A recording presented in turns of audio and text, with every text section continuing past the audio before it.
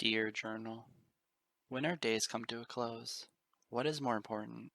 Should we be able to remember all that's happened in our lives? Or should we endeavor for other ponies to be the bearers of our legacies? Which of the two outcomes makes us more permanent, or at least feel permanent? Is it more important to be something, while sacrificing the ability to feel what it means to be that something? Music is a time capsule, a bodiless vessel for storing both our substance and our emotion. The message that confirms our existence, no matter how harmonically framed, but always lose an element of its cohesiveness. Every pony's ears are different from another's, after all. What matters, though, is that we make an effort. We must try our best to leave an impression if our part in this world holds any hope of leaving a mark. We are all fantastic creatures of glorious happenstance. We make sound in this world that no rock or mountain or continent could ever hope to emulate. We deserve more than just being heard. Our symphonies deserve encores. What I must be careful of, what I must hold myself responsible for, is the risk of digging my hooves into another pony's composition. We make glorious sounds in this world, so long as they remain our sounds alone. And most of these sounds, as it turns out, can't be forced.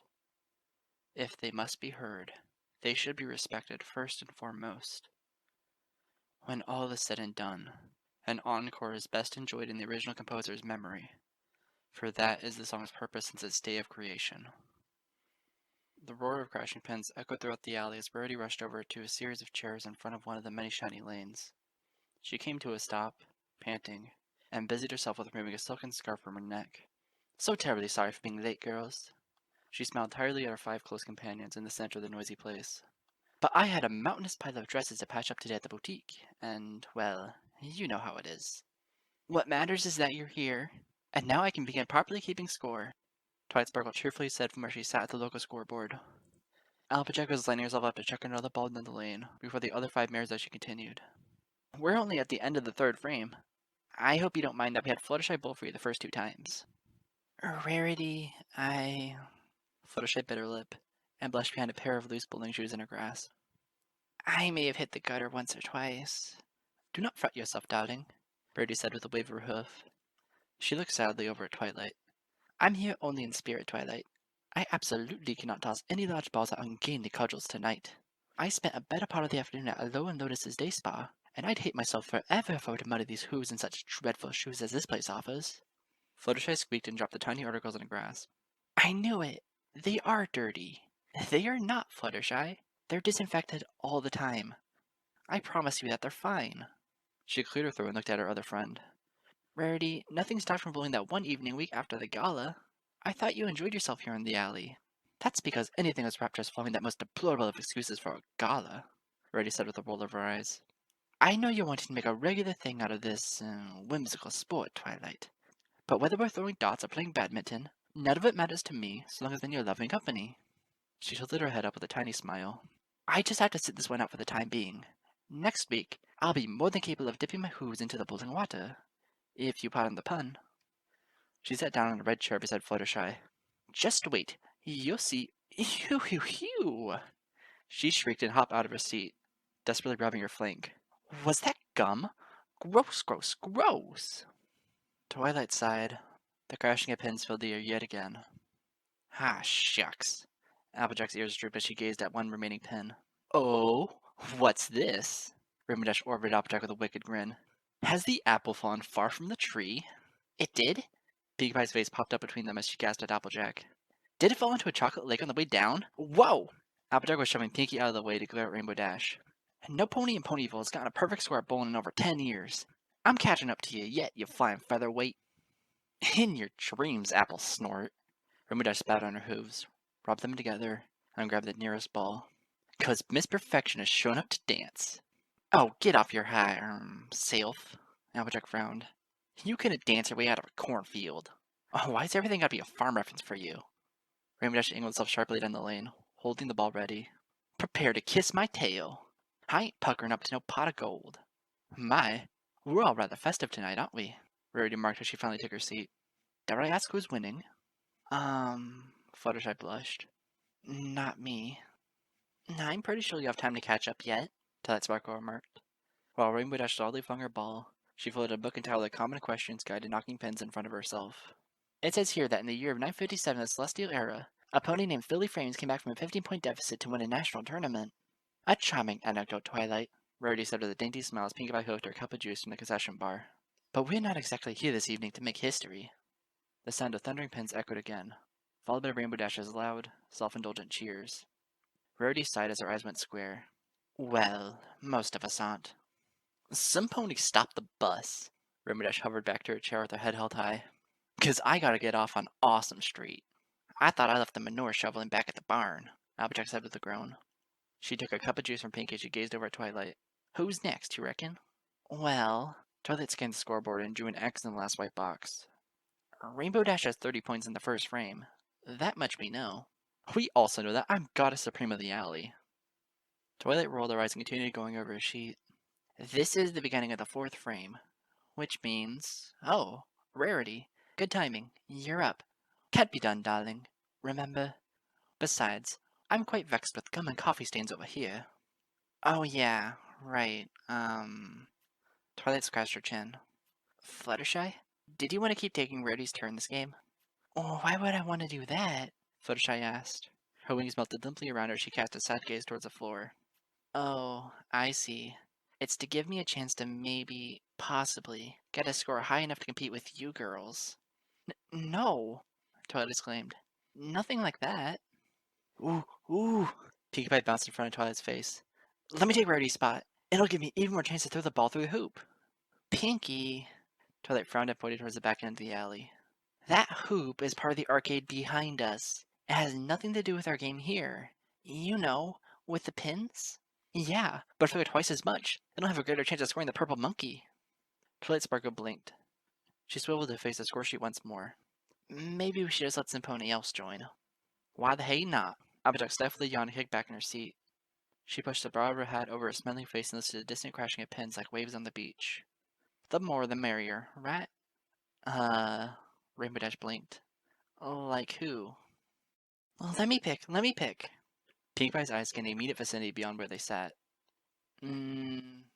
She looked and squinted and gazed.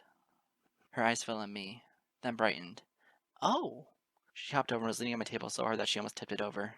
You look really, really bored. Want to help us knock over loud pins? Huh? I looked up from the ancient tome in my grasp, shivering. No matter how many times I think I prepared for it, Pinkie Pie's introduction still managed to startle me. I broke through the chattering of teeth in time to utter, knock over pins? You mean, as in join your game? Uh-huh. She nodded wildly, her puffy mane dancing like a fuchsia storm cloud. You might win a purple monkey. Pinkie, Twilight groaned from the background. I gazed from her to the group of seats. I saw 5 sets of eyes gazing my way. The group was full of happy, bright, friendly faces. In a cold world, I couldn't imagine a more heavenly place worth melting in. I weighed all of these beautiful things, and quite gravely said, sorry, but I'm just here to catch up on some studies.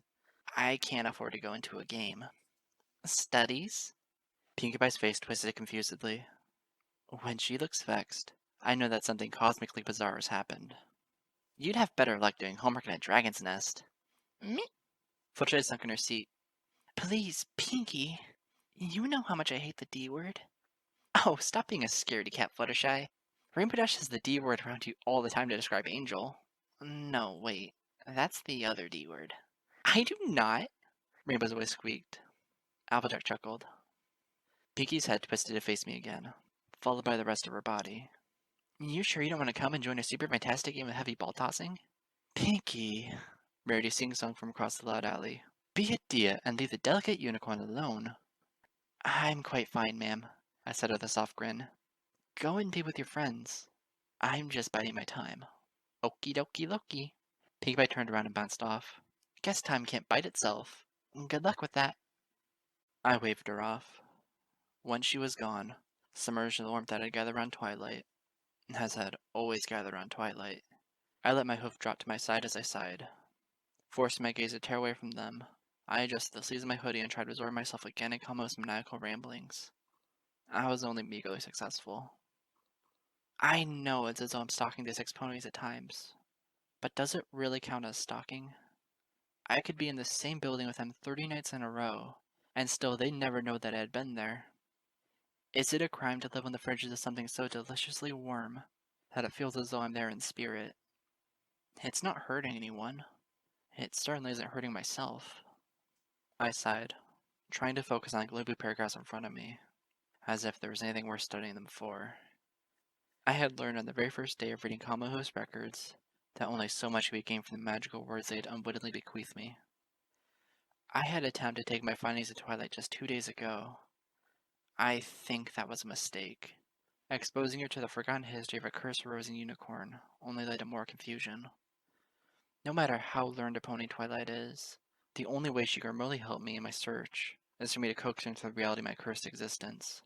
And if I can help it, I'd like to reduce the amount of times I force Twilight to once again become my full-blooded friend, only to extinguish her like a dim candle. Perhaps the reason why I tried sharing Gamu's legacy of Twilight is not because I need her knowledge or resources concerning the forgotten fate of Princess Luna's loyal composer. It's just that Kamu suffered such a terribly lonesome existence, defined by the same curse that now consumes me.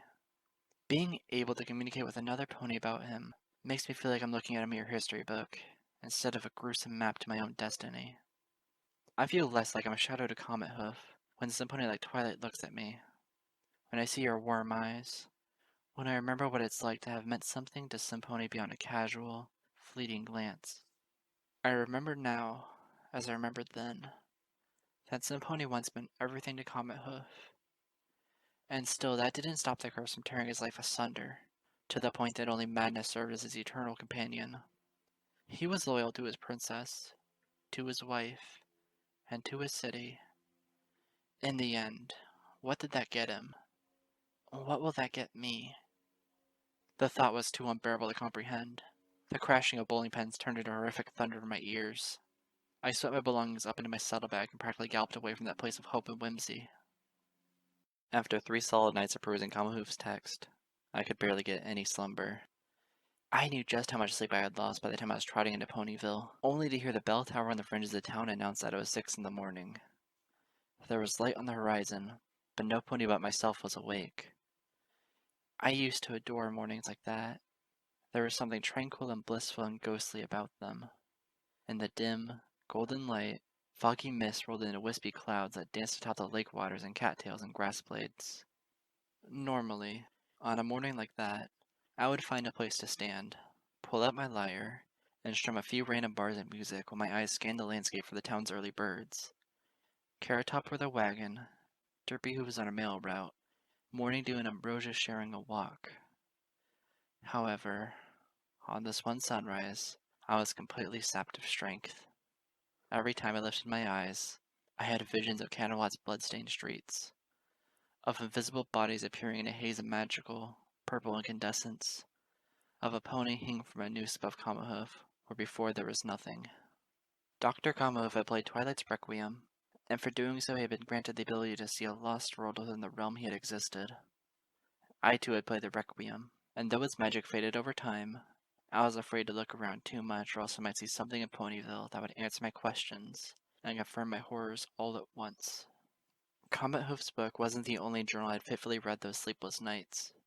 With great foreboding, I performed Twilight's Requiem again and perused my very own written entries. I found what I hoped I wouldn't find. Many of the paragraphs that I myself had written looked suddenly different to me. Several of the words glowed in unearthly light, appearing to float off the very surface of the paper. Every time I stared at them, I was immediately reminded of her eyes.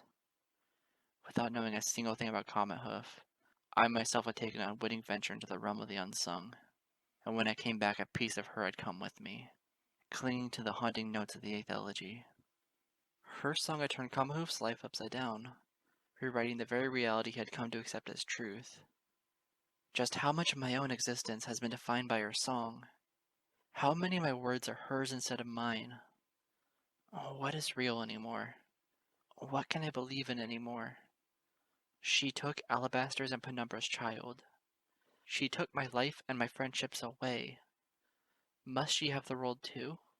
Mushy slice and dice of existence until it fits within the chords of a forgotten nocturne, until everything that we take for granted has become the hideous, repetitious encore to an unholy symphony. No wonder I'm so cold here. There's no warmth or joy to be had in a world that's pillaged of all its truth. There could have been something divine and unblemished in the grand history of everything, but that was not meant to be. She had to exist. She had to be the splendor upon which all of life's accidents and miracles hinged. She guards the realm of limbo, filled to the brim with anguished souls too absorbed with their own torment to peacefully die. And I can't help but feel that the only reason she hasn't siphoned all that's good from the realm of harmony is that she's spending all their time haunting victims like me. Alabaster Comet Hoof was no different, and her song drove him to insanity. Princess Luna, for all her immortal might, was not immune. She had to become Nightmare Moon in order to contain the maniacal knowledge she had absorbed. And Princess Celestia? Princess Celestia was too old, too mighty, and too majestic to succumb like the rest of her victims. But Celestia's only recourse was anything but a pretty one. Whatever spell she summoned to protect this realm from becoming aware of the unsung, it caused an explosion of a nightmare scale. She emerged from an amnesiac, and the very fabric of reality bent itself to appropriate the knowledge Celestia and her mortal subjects chose to bear. That she chose for them to bear. But Kamahoof saw through it. He played Twilight's Requiem, and he learned the truth that no pony else knew. Could I learn such a truth myself? Have I actually met with Princess Celestia? And if I did, do I really want to know what has happened? I suppose that, by now, I should know. But I don't know.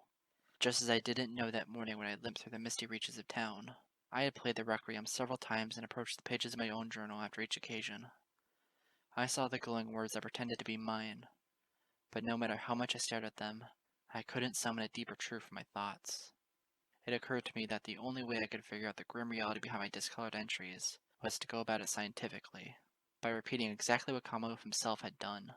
He had gone to the exact place where his curse started, in Princess Luna's chambers, and it was there that he performed Twilight's Requiem.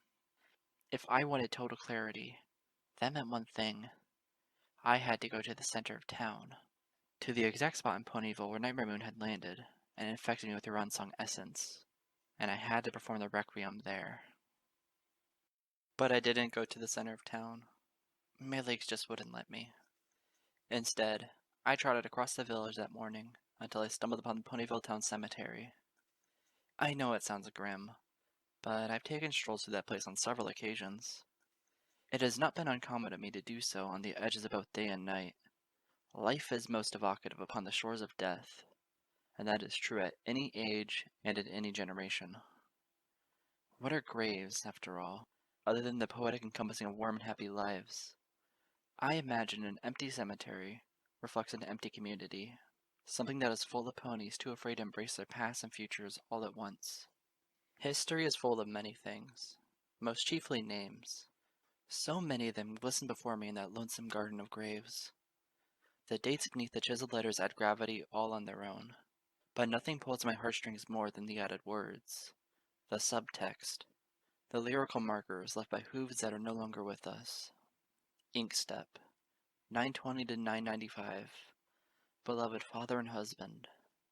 Serenade, 811 to 877, sleep in perfect harmony. Golden Harvest II, 920 to 982, your flowers bloom forever. Gracious Silver, 922 to 988, wife, mother, nurse. Granite Shuffle, 918 to...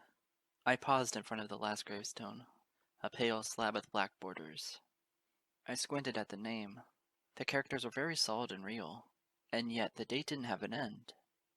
I was unaccustomed to stumbling upon half-finished graves. I wonder, when I die, will they forget the body? Will they scoop me up from wherever I am and attempt to find a cheap, untitled plot in the ground to bury me in? Will they forget halfway through the job, so that they stumble upon me again and again in confusion, and ultimately resort to cremation? Will even my ashes be forgotten? I shuddered and ran a hoof through my mane. This wasn't right. I was letting my thoughts turn defeatist. Still, I couldn't help myself. I felt like I had only one friend in the entire world. and he dissolved into madness within the streets of Candlelight at the very end of the Harmonic era. I've always prided myself on my intellectual prowess, but now? If I can't be sure of my very own thoughts, then what do I have left to stand on? It's already a frightening enough concept, worthy of being driven to insanity. I had enough of the cemetery. I didn't realize I ditched the site until I heard the clapping of villagers' hooves around me. I was once more in the center Ponyville into the early morning haze. But where did I have left to go? Where would I ever have left to go? You never forget anything, do ya, Miss Smith? An elderly voice said to the side. It was a good 5 seconds till I determined that the last utterance was aimed at me. Confusedly, I turned and blinked in the general direction of the sound. I'm sorry? Such a shine to your mane. Do you tell Grace your secrets? I was still scanning my immediate surroundings. Finally, I saw him, and he was a very old him. Knobby knees acted as the joints to withered legs. A frail body shivered under a dull, red coat. A crooked neck leaned perpetually to the side with a gray mane dangling like a threadbare flag. The senior stallion's thin green eyes stared at me from beyond a patio railing. "'Cause you always manage your hair nicely," he said. I felt as though he was only half looking at me. Part of his gaze was stolen by the fading mist of the passing morning. Must be due from the pasture. Dawns like these. Red Trot's always telling me to stop sightseeing, or else I'll be the first to drop when an ambush hits. I smiled helplessly. Who's ambushing who, sir? Shh. He brought a wrinkled forelimb to his lips and squinted. Best not to ask. They can hear you from the trees. You think they're too big to hide in an oasis, but they're there. They took Blue Oats last week. He was always making noise. Dag-blame fool. Should've listened to Red Trot. Red Trot knows his stuff. Uh-huh. I shifted nervously where I stood. And is he around here? Who? Red Trot. Huh? The sty blinked dazedly. I don't read you, Missy. So cold these mornings. We haven't even set out yet. We haven't. Just then, a white shape emerged from the door to the patio beside him. It was a nurse, about 4 decades younger than him. She wore a white cap as she smiled and trotted up to the stallion. There you are, Mr. Shuffle. I'm glad to see your legs so full of energy lately, but you gotta warn us before you start wandering away from breakfast so suddenly. Breakfast? Huh? We've barely made camp. What? He turned and gazed at her with narrow eyes. Who are you? Nurse Glassshine. Nurse? Why, I'm not wounded. Who are you really? The mare sighed and gave him a patient smile. Come with me, Mr. Shuffle. She gently ushered him towards the heart of the building. It's time for your daily vitamins. Did Grace put you up to this? He pointed a shaky hoof in my direction. I was just telling Miss Smith about her hair. Must all fillies keep so many secrets to themselves. It's our special gift, Mr. Shuffle. Right this way. Where am I? The breakfast hall. Your friends are there. Friends? Bah! Half of them don't know me and the other half wish they didn't. Why, that's not true. I saw you laughing it up with Mr. Breeze and Golden Glance just yesterday afternoon. I was? Well, they sound like good, honest ponies. Mm-hmm. And they'd be happy to see you. By then, their conversation had faded into distant obscurity. It took them an exceedingly long time to walk back into the building, on account of the stallion's frailty. I glanced at the structure, a 2-story building that I had always assumed was a hotel. It suddenly dawned upon me that this was Ponyville's seldom talked about retirement home. The town always seemed too full of young ponies to be reasonable, making me wonder where all the elders hung out. Suddenly, after a year of ignorance, I knew. It made sense in a way. Ponyville was the best, most tranquil of spots in Equestria to rest in. Aside from Blue Valley, of course. I'm sure my own cabin would make a wonderful summer home for senior visitors from distant Camelot or Manhattan. That is, of course, assuming I ever have the pleasure of leasing the place out in the future. I like to think that such random thoughts were the only reason why I lingered in the middle of the street. Truth is, it was something else. My mind remained locked on poor Mr. Shuffle, on the blank expressions that haunted his face, on the uneasy gait he took along with Nurse Glassshine into the dining hall of his apparent home. I wondered briefly if Dr. Gamov ever freed himself from his curse, and if he did, could he have met such a lonesome and undistinguished fate? If he did, curse or no curse, could it have been called relaxing? I swallowed my courage to learn more, and instead trotted towards the center of town. Eventually, I arrived at Twilight Sparkle's library. As soon as the place opened, I went in and grabbed as many books as I could.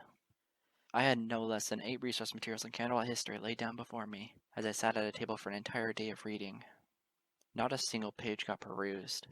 I rested there in perpetual silence and thought for several minutes. Something was gnawing at me, something lonesome and cold and pathetic. Eventually, I hoofed all the books back to Spike, and within an hour I was trotting back the way which I came. I entered the Ponyville retirement home with no obstruction. Like most ponies, I grew up unfamiliar with such places. I imagined there would be several orderlies questioning my presence, glaring at me from beyond barricades. I don't know what it is that always made retirement homes appear like prisons or asylums in my mind. Perhaps it was fear of the unknown, or better yet, fear of the inevitable, that had made me so ignorant. Several nurses and elder ponies smiled and gave proper greetings as I trotted through the halls. I didn't know what I was looking for exactly, until I strolled by a room along the north wing and heard a musical sample that hadn't graced my ears since my time in Celestia's School for Gifted Unicorns. It was a relatively recent work of classical composition, a little more than a half a century old. Sadly, I didn't know the name of the symphony, but I could distinguish the author from its stylistic motifs. It had to have been written by Garnet Hastings, a famous composer crafting music for the equestrian military during the Zebraharn conflict, the last major engagement since the Griffin Wars in the Middle Celestial era. Just hearing it brought back images of paintings I had seen in secondary school textbooks, of brave soldiers marching to a distant land to protect our foreign allies from invaders. Thus I was of little surprise that I found Mr. Shuffle sitting, asleep, in the room next to the record player from which the music wafted. Suddenly his cryptic comments concerning ambushes made sense in a very somber way. I stood in his doorway, feeling like an alien in a very ancient world. The room was downright claustrophobic. It would have felt like a cell if it weren't for the lavish decorations covering all the walls around the hospital bed. I saw golden plaques, black and white photos of ponies garbed in yesteryear's fashion, newspaper clippings from decades ago, and several landscapes of pristine farm country.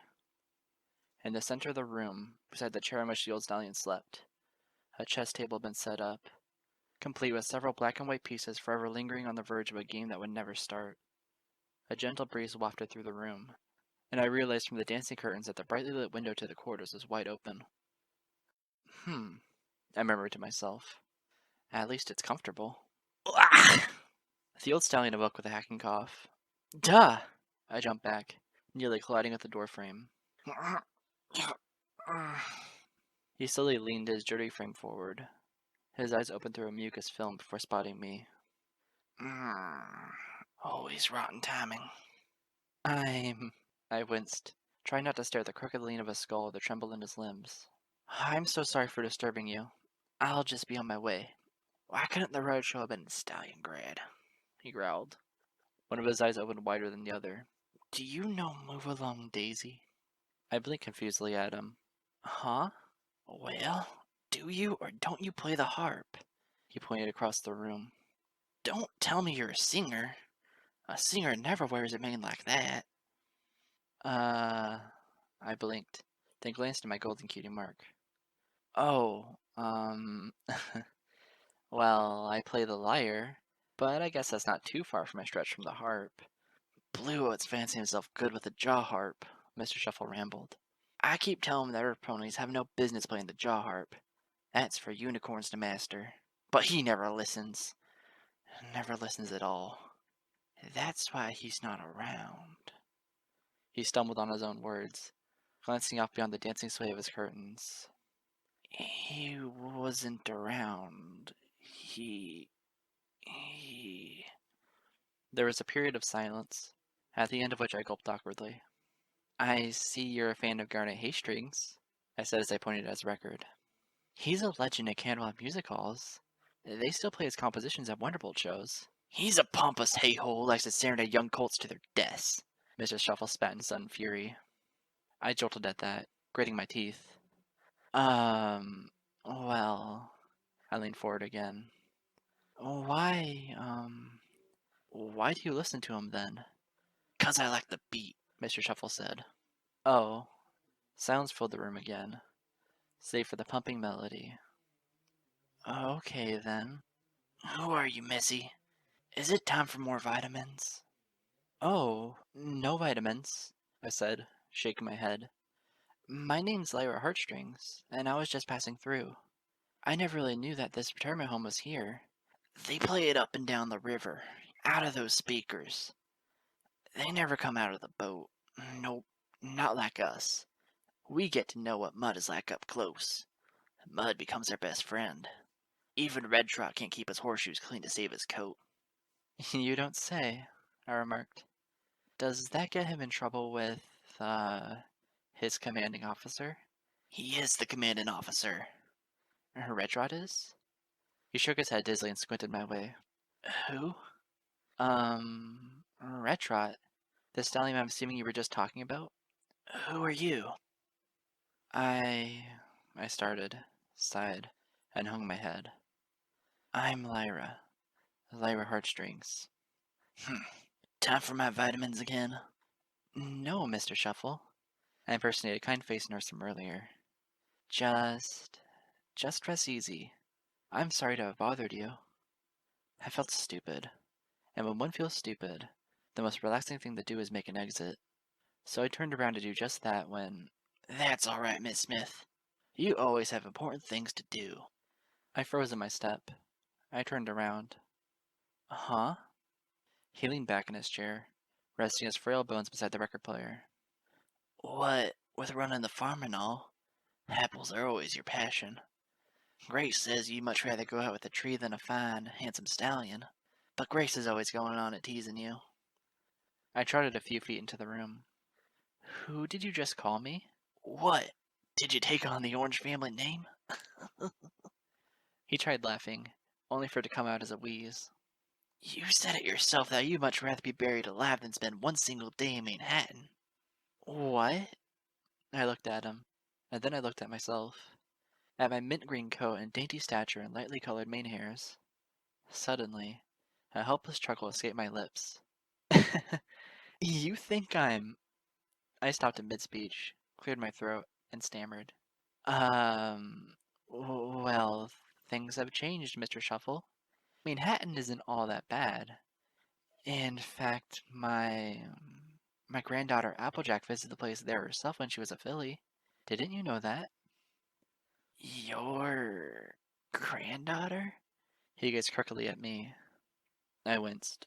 What I mean to say is, if someday I have grandchildren, I would let them choose for themselves whether or not the city is a nice place to live in. We gotta let the young ones decide for themselves, right, Mr. Shuffle? Please, Applesmith, he chuckled lightly. Call me Granite. You and Grace are just being coy when you call Steakin and I by our last names. Sure thing. Granite? I had to stifle a gasp. I was instantly flooded with a wall of realization. It wasn't enough that I had seen the name Granite Shuffle on a gravestone earlier, but there was something insanely familiar about the name beyond that. It took only 2 or 3 glances at the rural landscapes and newspaper clippings along the wall to confirm my suspicion. You're the Granite Shuffle, co-partner of Steak and Rich, father of Filthy Rich and owner of Rich's Barnyard Bargains. I gazed out the window as I was afforded a brief flash of the village's color from beyond the dancing curtains. You, Staken, and Granny Smith were almost entirely responsible for the founding of Ponyville several decades ago. I shook my head with a warm grin, but soon that melted along with the shadows of that tiny room. I became aware of a sickly ambiance, of dozens upon dozens of muttering, coughing, and shuffling old ponies beyond the thin walls surrounding us. I gazed at him numbly and said, What in Celestia's name is a stallion like you doing here? I regretted formulating that question as soon as it exited my lips. Thankfully, Granite Shuffle was in the condition to register it. A cool breeze had flown through the window, and he took advantage of the situation by falling into a gentle slumber. The record player hit the end of its track, and a repetitive clicking noise was skipping through the speakers. I reached out with a hoof and switched the thing off, all the while gazing at the elder stallion's features. Life, it would have seemed, never stopped forgetting precious things. In a blur, I spun around and marched out of the room. Excuse me. Nurse Glassshine slowly turned around from her station and smiled at me. Yes? My name is Lyra, I said, trotting up to her. Lyra Heartstrings. I fidgeted for a brief moment, then smiled. I'm interviewing senior citizens for a column at a local paper discussing Ponyville's foundation. I turned and pointed the numbered doorframe to Mr. Shuffle's quarters. Could you tell me who the resident is of room 27? Oh, why yes, the nurse said with a slight nod. That's where Mr. Shuffle has lived for the past 8 years. I almost reeled from that. 8 years? I gulped. How old is the gentle colt, if I may ask? Oh, Nurshine bit her lip as her eyes swept across the ceiling. Going on 82, possibly 83. I doubt very much that I'd be capable of helping you with any interview, Miss Heartstrings. Why's that? Well, some ponies manage their golden years quite well. I'm sorry to say, though, that such is not the case with Mr. Shuffle. The last decade has taken quite a toll on his mind. He needs extra special attention from the staff and I. Yeah, I exhaled, staring down the long, sterile hallways of doors. Still, though, I swallowed and glanced back up at her. His name is awfully familiar. Mm-hmm, she nodded, her cheeks rosy. As well it should be. Many ponies in this place know him quite well. He's had extensive influence throughout Ponyville. It's a shame that most villages your age and mine don't have an actual idea. Yes it is, I said with a nod. But that's not all I recognize his name from. I was visiting the local cemetery earlier as part of my project. Uh-huh. And I'm pretty sure I saw his name on one of the gravestones. I mean, it's probably just a coincidence, but the markings didn't have an end date. That's not all that odd, really, Miss Heartstrings, Nurse Clashine said. She hoofed a clipboard over to a passing nurse as she continued speaking. Many ponies with a great deal of wealth attached to their names have their graves prepared well in advance. Mr. Shuffle, in particular, signed the deed to his plot over 10 years ago, when he was in better control of his faculties. Since then, the grave has been paid for by his next of kin, who are also responsible for supporting his stay here. Where... I quietly trotted closer to her and spoke in a low voice. Where is his next of kin? Living in Shroudingham, I do believe. Let's see if I can remember correctly. She tapped her chin. 1 son, 1 daughter, and at least 3 godchildren. All wealthy? Nurshine chuckled. Is this also part of your column for the paper, Miss Heartstrings? Oh, this? No, not at all. I clenched my teeth and ran a hoof through my veins as I glanced back at room 27. Do they ever visit him? Nurshine cleared her throat. Not as often as they used to. Not often, or not at all. She said nothing. I gulped and gazed somberly at her. Isn't that awful, you think? She bore a very light yet sincere smile. My concern, and the hope of the rest of my staff, is that ponies at Granite Shuffle experience peace and relaxation during the time they're here. I exhaled long and hard with a sad nod. Still, does he get any visitors? Any visitors whatsoever? Her eyes fell towards the floor as she slowly shook her head. I gazed back at the room. Oh, yes, the wildebeests are merciless, Granite Shuffle said. If you took an upper body of a minotaur and made his lower half just as strong, it doesn't even compare to what's stalking you in the desert. The first day I killed one, it took all dang morning. This one company kept stabbing at us and cowering away for hours. Finally, we got them into a ravine and they couldn't run away anymore. They had no choice but to fight like us, with courage and honor. Red Trot took out 4 of those horn creeps. I only bagged myself 1, and he was a toughie, worth 10 times the bunch that Red Trot speared. He was so close as we scuffled, I could smell the breakfast coming out of his mouth.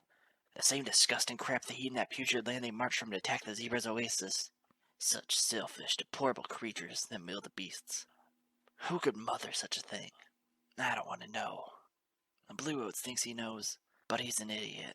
Why, this one time, he climbed a tree outside of camp to get a coconut. I told him, this is the desert, you numbskull. Before he fell down, he said to me. The words stopped. Granite Shuffle was blinking. He scanned the walls once, twice, and saw me as if I had appeared out of nowhere. What were we doing? You were telling me about your service in the Zebraharn conflict, I said with a gentle smile. You marched alongside a lieutenant named Red Trot for 2 years, before he transferred you to a border camp. Transferred? Granite spat, then frowned. Why, he's waiting for me as we speak. He shook and wobbled as he tried to get up. I wouldn't be a good soldier if I didn't. I stood up from a chair beside the chessboard and eased him back into his seat. Red Trot understands that you're not feeling well. A soldier isn't useful when he's not in the best condition to serve, don't you think?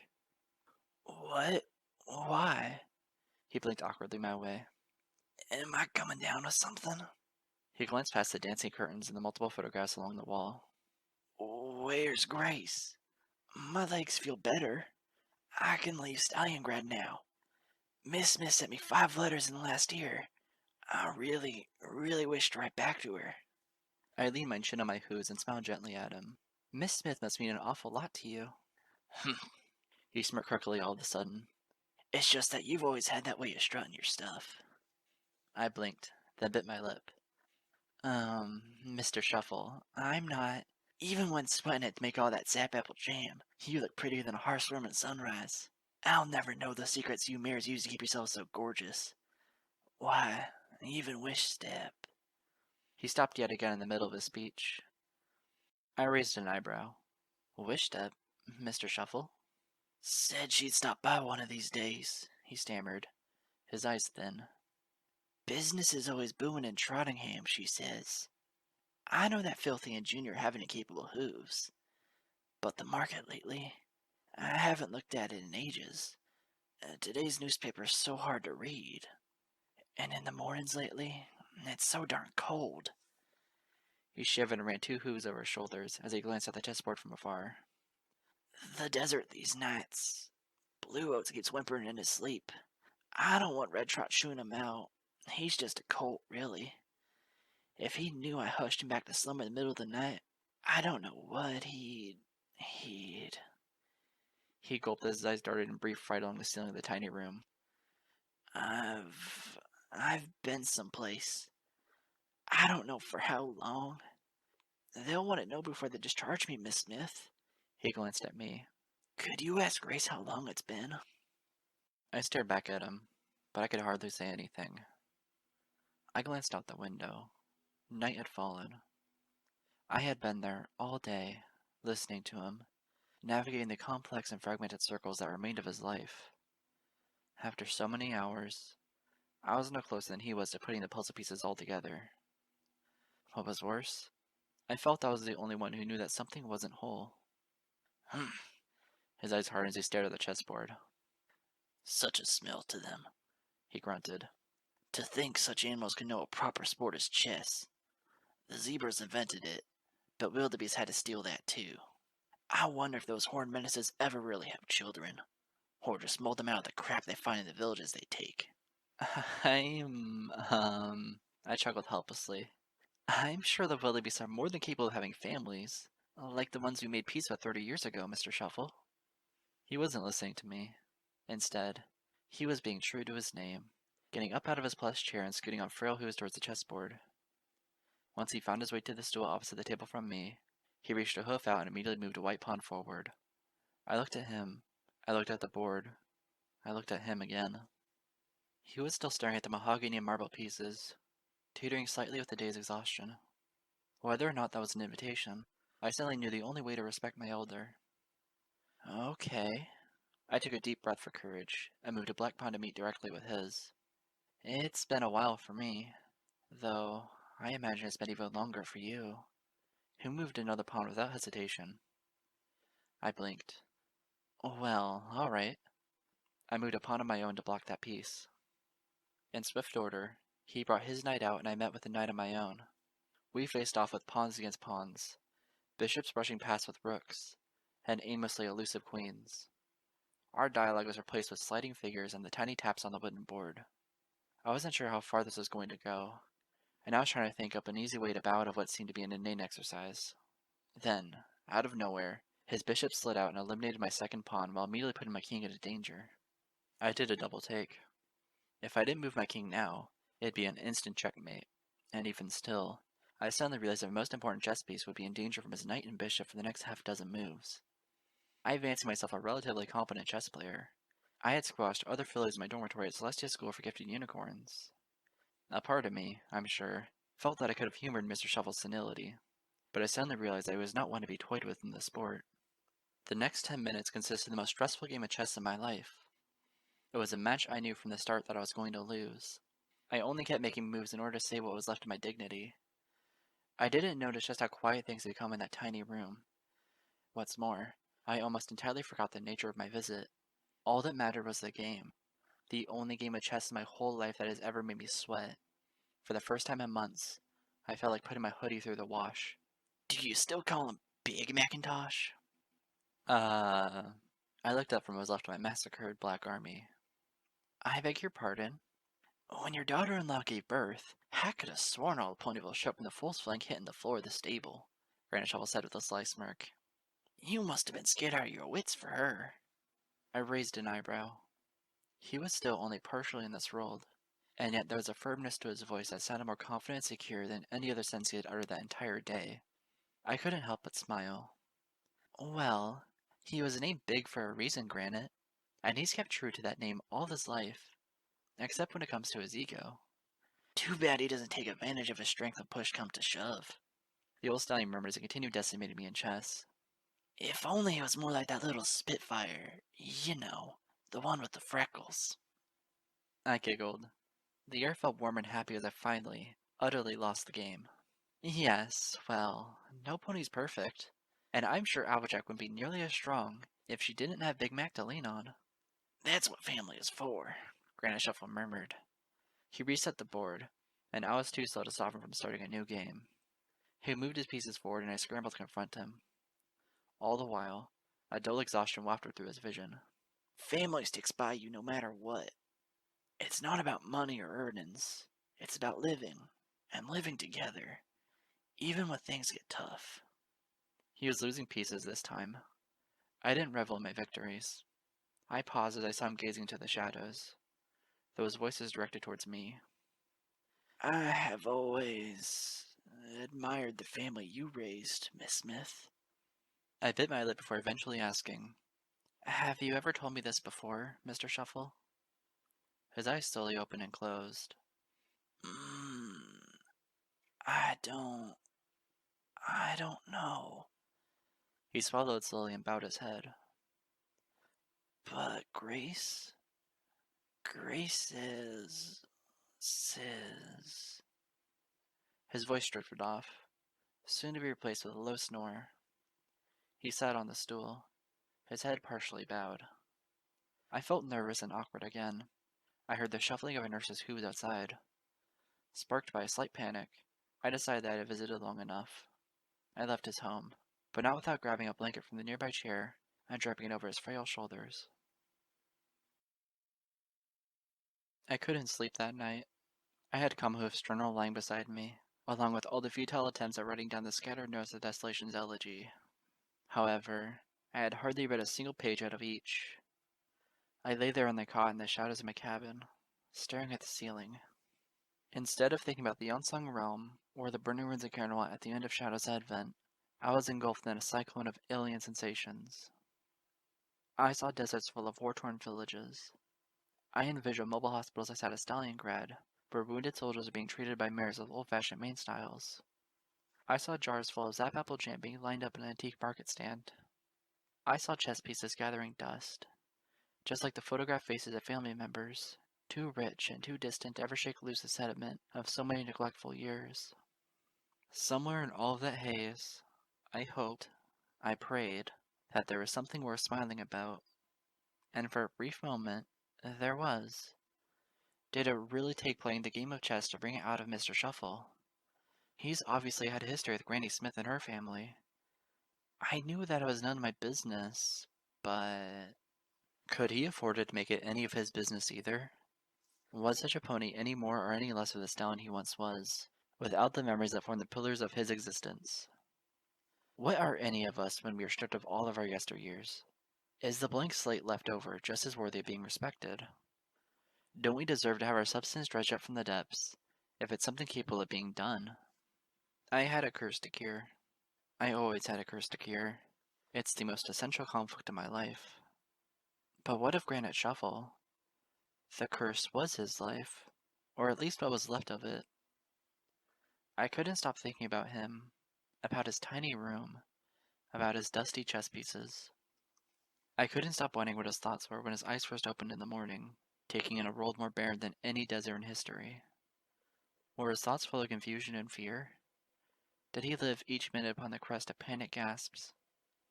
Did he, like Comet Hoof, somehow find purpose in the middle of such a mental labyrinth?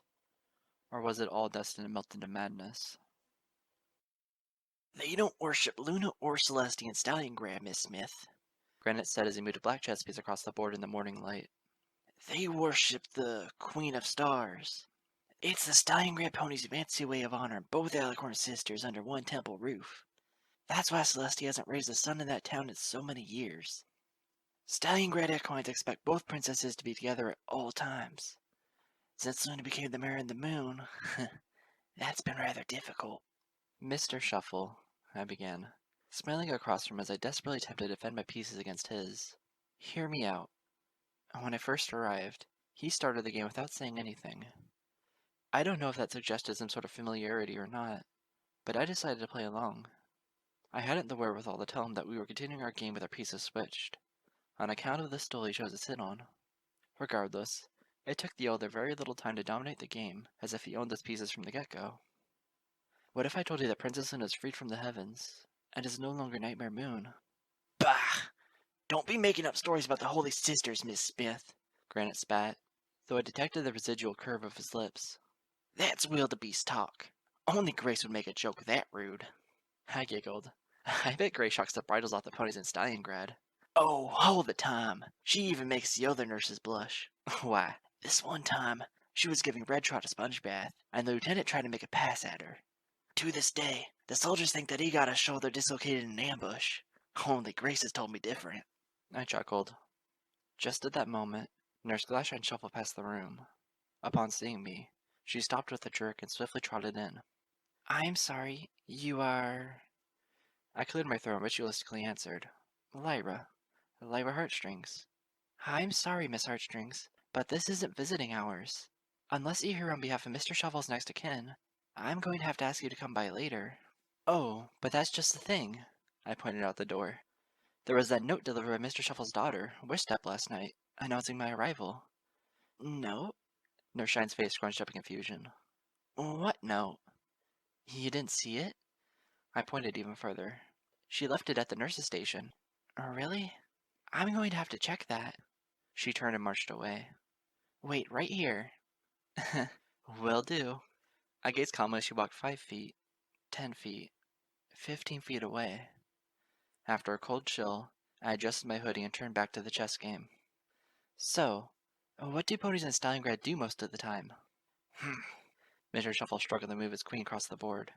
They make gravel. Yeah? And what do they make with the gravel? More gravel. His queen fell over. Dagnabbit. Oh, I smiled and politely lifted his black piece with my telekinesis. Where to? He cleared his throat and sat back calmly in his stool. C6 to C2. I moved it for him, eliminating my own pawn.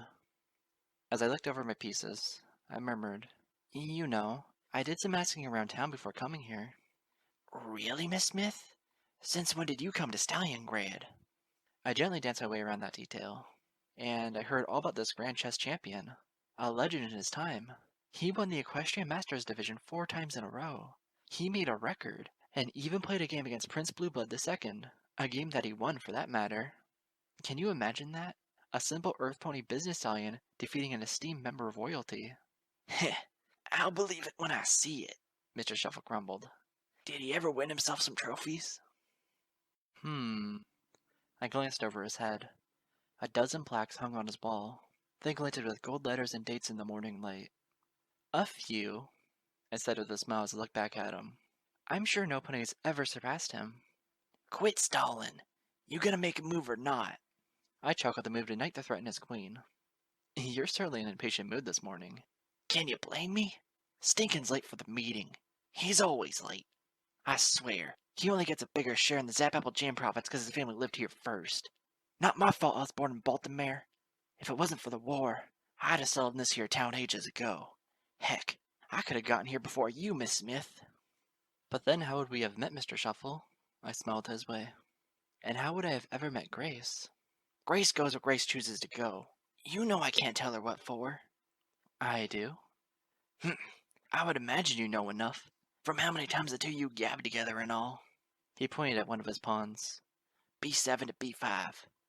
I moved the piece for him, putting my knight in jeopardy. As I pondered the choice of killing his queen or saving my knight, I spoke. Do you ever see us together at the same time? Who? Grace and Miss Smith. No pony. He suddenly spat. No mares for miles around. It's on account that Blue Oats was fronting a little too much the last time we were in Stalingrad. Grace always knew to stay away from him. After what she said, I know why. What is it with your fellow soldiers and the way they hit on the opposite sex? Guess it comes natural to Blue Oats. Don't tell any pony. And don't tell any pony what. He wheezed and bore a mischievous smile. He used to be called Big Oats, but then he got on the wrong side of this one recruitment officer. Well, let me tell you, if you get bucked in the wrong place by an angry Cosdalian mare, you learn that the clouds aren't all that Pegasus can drain. He wheezed again, and I realized he was laughing heavily. For a while I stared at him with a blank expression. Soon, though, I gave in and chuckled ceaselessly. That is, until a familiar body shuffled into the room. I'm sorry, ma'am. Nurshine hovered over my shoulder. But this isn't visiting hours. Unless you're here on behalf of Mr. Shuffle's next of kin, I'm going to have to ask you to come by later. Oh, but that's just the thing. Mr. Shuffle's daughter delivered a note that vouches for me. It should have been dropped off at the nurse's station. Oh? When was that? Just last night. Why don't you go check? Please wait right here, she trotted off. I swiveled back to the game and resumed chuckling. Who was that? Granite breathlessly asked. Who, indeed? I cleared my throat. So, tell me more about the desert. The sun sets, like it does now, Granite said with a distant glint in his eyes. and the land catches ablaze with color. You realize it isn't all sand and dust and death. There are swirling bands in the rocks. They blend from red to orange to amber to brown. We sat on a pair of rocking chairs on the edge of the Retirement Center's patio. I had my journal floating beside me, and I was scribbling lazily into the pages I absorbed his words. These are colors that only the zebras had seen for centuries. And the wildebeest come to rip it all apart. And for what? For diamonds, rocks, a bunch of crap deep in the earth. He clenched his jaw and kneaded the wooden finish on the chair beneath him. When I was first called into action, I wanted nothing to do with war. But now that I see what ugly creatures wish to do with beautiful things... His eyes quivered and his lips tightened. He slowly, softly gazed my way. Do you ever lose things that don't come back, Miss Smith? I paused in drawing a rough sketch of a sun melting over a sandy horizon. I gazed up at him. With a gentle exhale, I said, More often than I would like, Mr. Shuffle. Granite coughed, and coughed again. He leaned back in the chair and gazed sickly into the burning links of Ponyville. Move along, Daisy. My ears twitched. I gave him a sideways glance. I'm sorry? You had chrysanthemums in your hair. I didn't know they grew flowers this far out. It was a slow shuffle, and I was tripping all over myself. But you didn't mind. You knew as well as I did that I was being shipped out the next day. You made the moment last forever. You and your silk mane. I closed my eyes, and suddenly the dance floor found me. It was like swimming in the river outside the house. I smiled, a warm breath escaping me. We must have had a grand old time.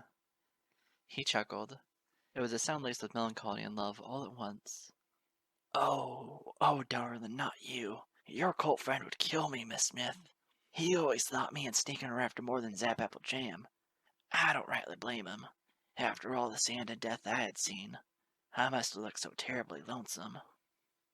Then, I gulped. Who, Mr. Shuffle? I... He bit his lip, his face tensing as he gazed down at the patio floorboards below us.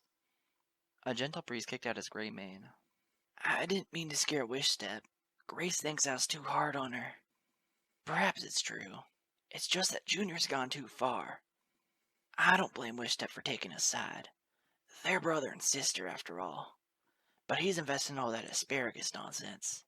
He's gonna steer the family away from the riches. I don't care what business there is in Trottingham. This town of ours is growing, and it needs ponies like us. It needs... His face tensed again. He raised a hoof, and for a moment I thought he was going to teeter forward. So, with a dash, I rushed in and supported him. He had no reservations against me accommodating his weight. He simply trembled, neither sitting nor standing, as the words dripped from his lips. How do you manage your children so well, Miss Smith? I wish mine would listen to me. I just don't want them going too far. I don't want them drifting like I did. If I had stayed in Baltimore, if I hadn't gone to Canterlot, I would have never been called to duty. I would have never joined the service. My parents never wanted it. Now I know why. And I don't want Junior or Wishstep knowing what it means. Knowing the smell. His teeth showed, yellow and grimacing as he gazed into an invisible abyss. Grace hates it when I talk down the wildebeest. She just doesn't know. She hasn't seen their insides. Something that can come apart that easily can't possibly have a soul. It's so ugly. So ugly. His lips quivered. He gulped and looked partially in my direction. Miss Smith. I stared closely at him. Yes, Granite? He wheezed, winced, and said, Make sure yours stay where they're at. Don't let them get too far away from the apples. Slowly, I nodded and patted his hooves. I will, Granite. I'll make sure of it. He bit his lip and looked painfully towards the melting horizon. I looked along with him. After a while, I built the courage to ask, Do you still see the colors, Mr. Shuffle? I don't know. Is the sun setting or rising? I fidgeted a little. Ultimately, I chuckled and said, Does it matter? He blinked at me, and eventually smiled. I don't know if that put me or him more at ease, but the air grew warm for the briefest of moments. Tell Stinkin' for me. Granite said that evening as I gently ushered him through the dim hallways of the home and into his room. Tell him that I won't be able to make it to next week's meeting.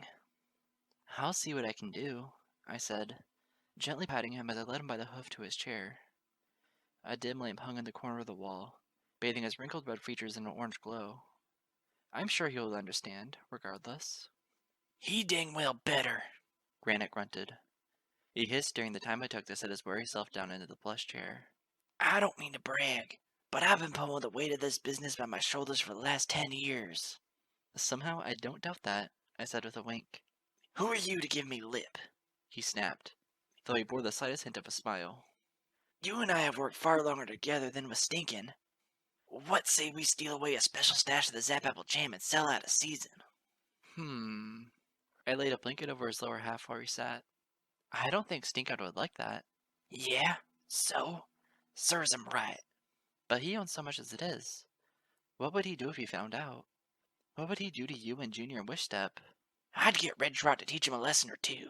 Granite said sharply. I doubt Stinkin' could put up half a fight as a wildebeest. I grimaced slightly, but put on my best smile. You're probably right. Of course I'm right. I'm always right. At least, more often than I ought to be. He squirmed in his chair as his body sunk even further with a sigh. He glanced at the plethora of photographs on his wall, but I doubt very much they registered any more than the fleeting thoughts in his mind. Grace says I make a terrible soldier, and I think too much. It's why Red Trot always keeps snapping me back in line. I was never made to march, but I do it anyways, because it needs to be done. The Zap Apples won't sell themselves. Junior doesn't know. He thinks... I simply stood there, listening, waiting. Granite coughed a few times and exhaled. After a pause, he murmured, Wish Dad wants me to stay put. She says it's for the best. She looks at me, and yet she doesn't. I know it's not her eyes. I know it's not. I blinked upon hearing that, but something inside of him finally coming to the surface. I leaned forward and rested a hoof on his. When was the last time she visited you, Mr. Shuffle? Hmm? He looked at me, his eyes thin. Who? Your daughter. When was the last time? At the summer sun celebration. He chuckled, wheezed, and continued smiling in spite of himself. Such a darling little filly. Freckles like her older brother. You should be proud of them, Miss Smith. They'll keep the apples shiny when they grow up. No, not my... I shook my head, sighed, and spoke. I'm not talking about Applesmith's grandchildren. I'm talking about your daughter, Wishstep. When was the last time she visited you, Mr. Granite? He gazed at me. His eyes blinked as if in slow motion. F2 to E3. I blinked. Huh? Shh. Don't tell Blue Oats. He smiled tiredly. He thinks that move would never work. I glanced at the chess table, then back at him. Granite, I shuddered and ultimately closed my eyes. After a while, I squeezed his hoof once more. I won't tell Blue Oats. Don't you worry. Not worried. No matter what Grace says. He murmured, his eyes on the edge of a night slumbering darkness. The lantern's glow appeared to be drawing away from him as his head tilted towards his chair. She wants me to stop fretting, just like Steakin tells me to stop bothering with the numbers. He thinks I'm stepping on his hooves. You know how he is, Miss Smith. The only one who doesn't give me lip is Red Trot. But that's because he's too busy yelling at me. I never want to yell at the kids like him, no matter what good it would do to them. They turn into Blue Oats otherwise. I wouldn't want that. Why do you want that, Miss Smith? I opened my mouth to reply, but I lingered. Reluctantly, I said instead, What is it that you want, Granite? Me? He stammered, his shoulders heaving with a deep breath.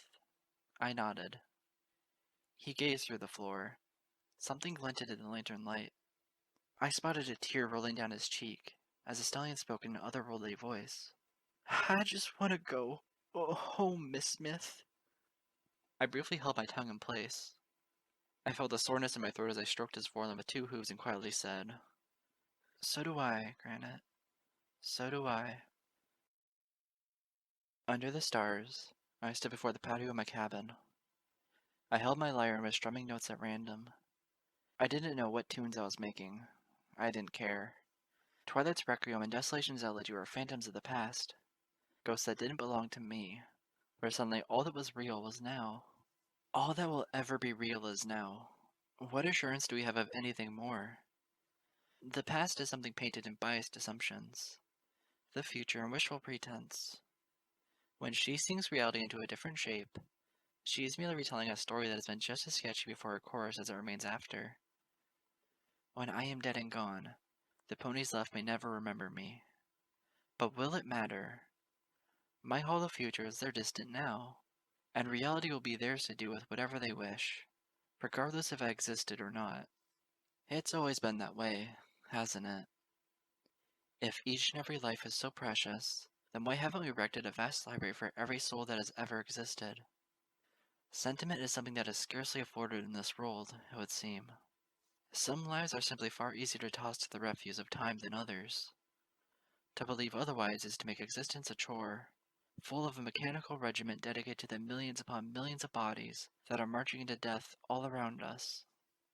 Surely, though, we can afford to sacrifice ourselves to honor a fraction of the things that come and go, the ideas that mean the most to us, the places that hold the most value, and the ponies that have influenced our lives.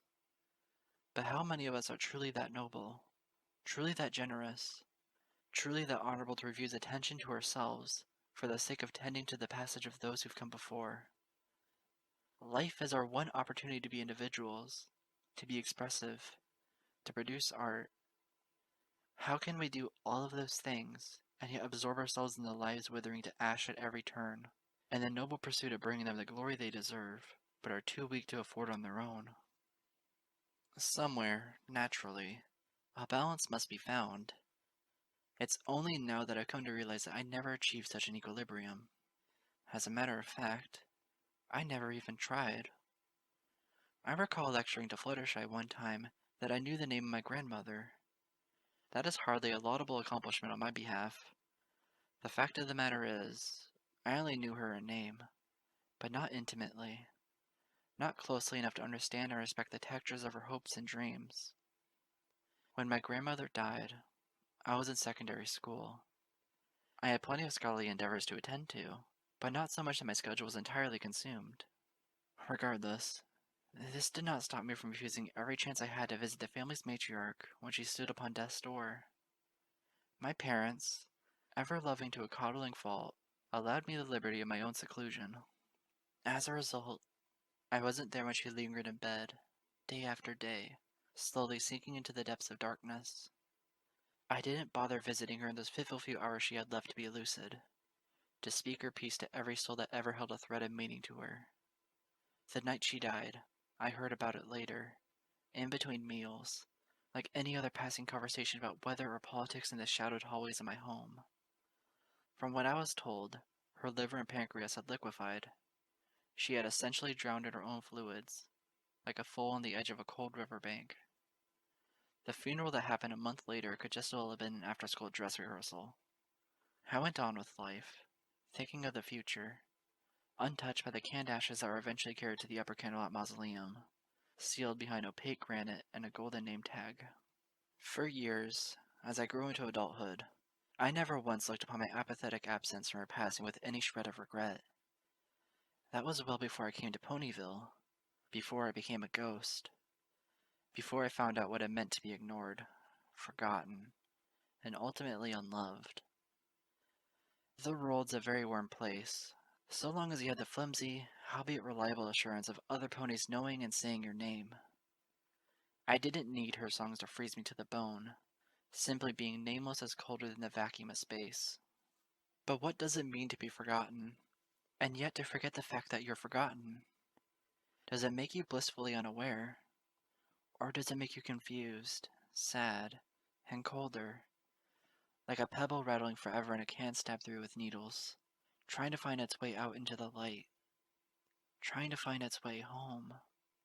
I paused in my strumming and hugged the lyre to my chest. I clenched my eyes shut, or else the tears would begin as soon as I remembered the vacant look in Granite Shuffle's eyes. He couldn't find his way home. Neither could Dr. Comahoof. And, as much as I hate to admit it, I doubt that my grandmother herself ever did. But I had the elegies. I had the notes of the unsung. I had a map. No matter how bleak, no matter how pitiful, I had a way to get home. What was I doing there? Why was I wasting my time? Sniffling, I bore a frown and tore my way into the cabin. I gathered my saddlebag. I grabbed several soundstones. Finally, I scooped up a sheet of music, stuffed it into my journal, and carried it all with me as I trotted firmly towards the center of Ponyville under the shroud of midnight. The town was asleep, dreamily dead all around me. I swear, there are times that I think I could scream at the top of my lungs, and still ponies would fail to hear me before they had the opportunity to forget I ever yelled. Often it can feel so important to be so unimportant. I made it to the center of Ponyville, entering the space of town that was the warmest to me. That isn't saying much. I still shivered in my hoodie as I placed the sunstones in a circle and stood with my lyre. I rested in the very spot where Nightmare Moon had landed nearly 14 months before. I wondered if Luna was ever stricken with grief during her 1,000-year banishment, or if the armor of Nightmare Moon had given her blissful ignorance the whole time. Soon I would know all things, or know nothing. It didn't matter as long as I had transformation to undergo. Kamahoof had transformed, for better or for worse. If he never finished solving the mystery, it's quite alright. I got to tackle it for a while. Somehow, it seems only fitting if another pony, no matter how unlucky, picked up the slack for the two of us in yet another 1,000 years. Anything would be appropriate, if only it meant spiting her and her song. I paused briefly, serenaded by nothing but my cold and nervous breaths. I felt horribly exposed, no matter how dark or tranquil the Ponyvillian night. How many other ponies in the forgotten history of existence have ever been given the power that I wield? The opportunity to pierce reality in the sincere hope of changing the universe for the better. And would it truly be for the better? The more that I learned, would it be something that I wished to learn about? What if I found out that I wasn't alone? What if there were other ponies cursed as horribly as me, always surrounding me, and yet I can never see them? What if there is a pony right here, right now, screaming in my face as I write this journal, and yet I've never had the good fortune of noticing him or her to begin with? There was no more reason for delay. I was in place. I was ready. I had always been ready, even if the tears occasionally blinded me to my own purpose. I strummed my lyre. I played the first few notes to Twilight's Requiem. The air of Ponyville filled with a haunting rhythm, as only the stars were my audience. Nevertheless, with the grace and patience of a mausoleum statue, I finished playing the eighth elegy, and I sat quietly, waiting for illumination to come. It didn't. I shuddered. In a blur, I pulled my journal out. I reread the pages that had changed once more. The magenta glowing text was as bright and shimmering as ever. However, they were still the same words I had always read. They refused to change. They didn't tell me the reality of what had really happened when I wrote them. I cursed under my breath. I didn't understand why nothing was happening. It worked for Comet Hoof. Why wasn't I learning the truth as well? Wasn't I brave enough? Wasn't I desperate enough? Hastily, I played the Requiem again. It was an ugly performance, but a true performance. Every note was hit viciously, and when the number was done, I still stood as a clueless amnesiac before the dazzling array of my colored journal entries. I sat in a slump, my mind vexed. I thought hard, scouring the depths of my logic for an explanation as to why I was being inundated with a new wealth of knowledge. Then, it occurred to me, and even the warmest spot in Ponyville couldn't have prevented my bones from freezing me inside out. I don't have the Nightbringer.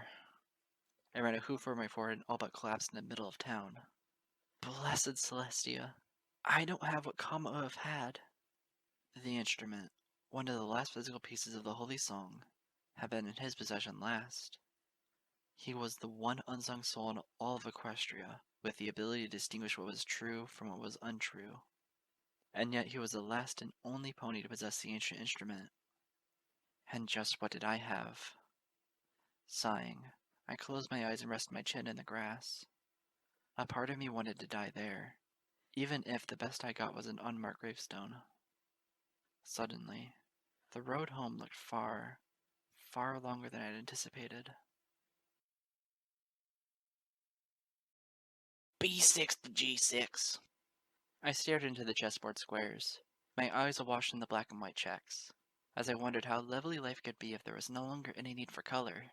Do you have apple seeds in your ears? Granite Shuffle wheezed, coughed, and tapped his end of the table. Move my rook to G6 already. Oh, I woke too, fidgeting. My apologies.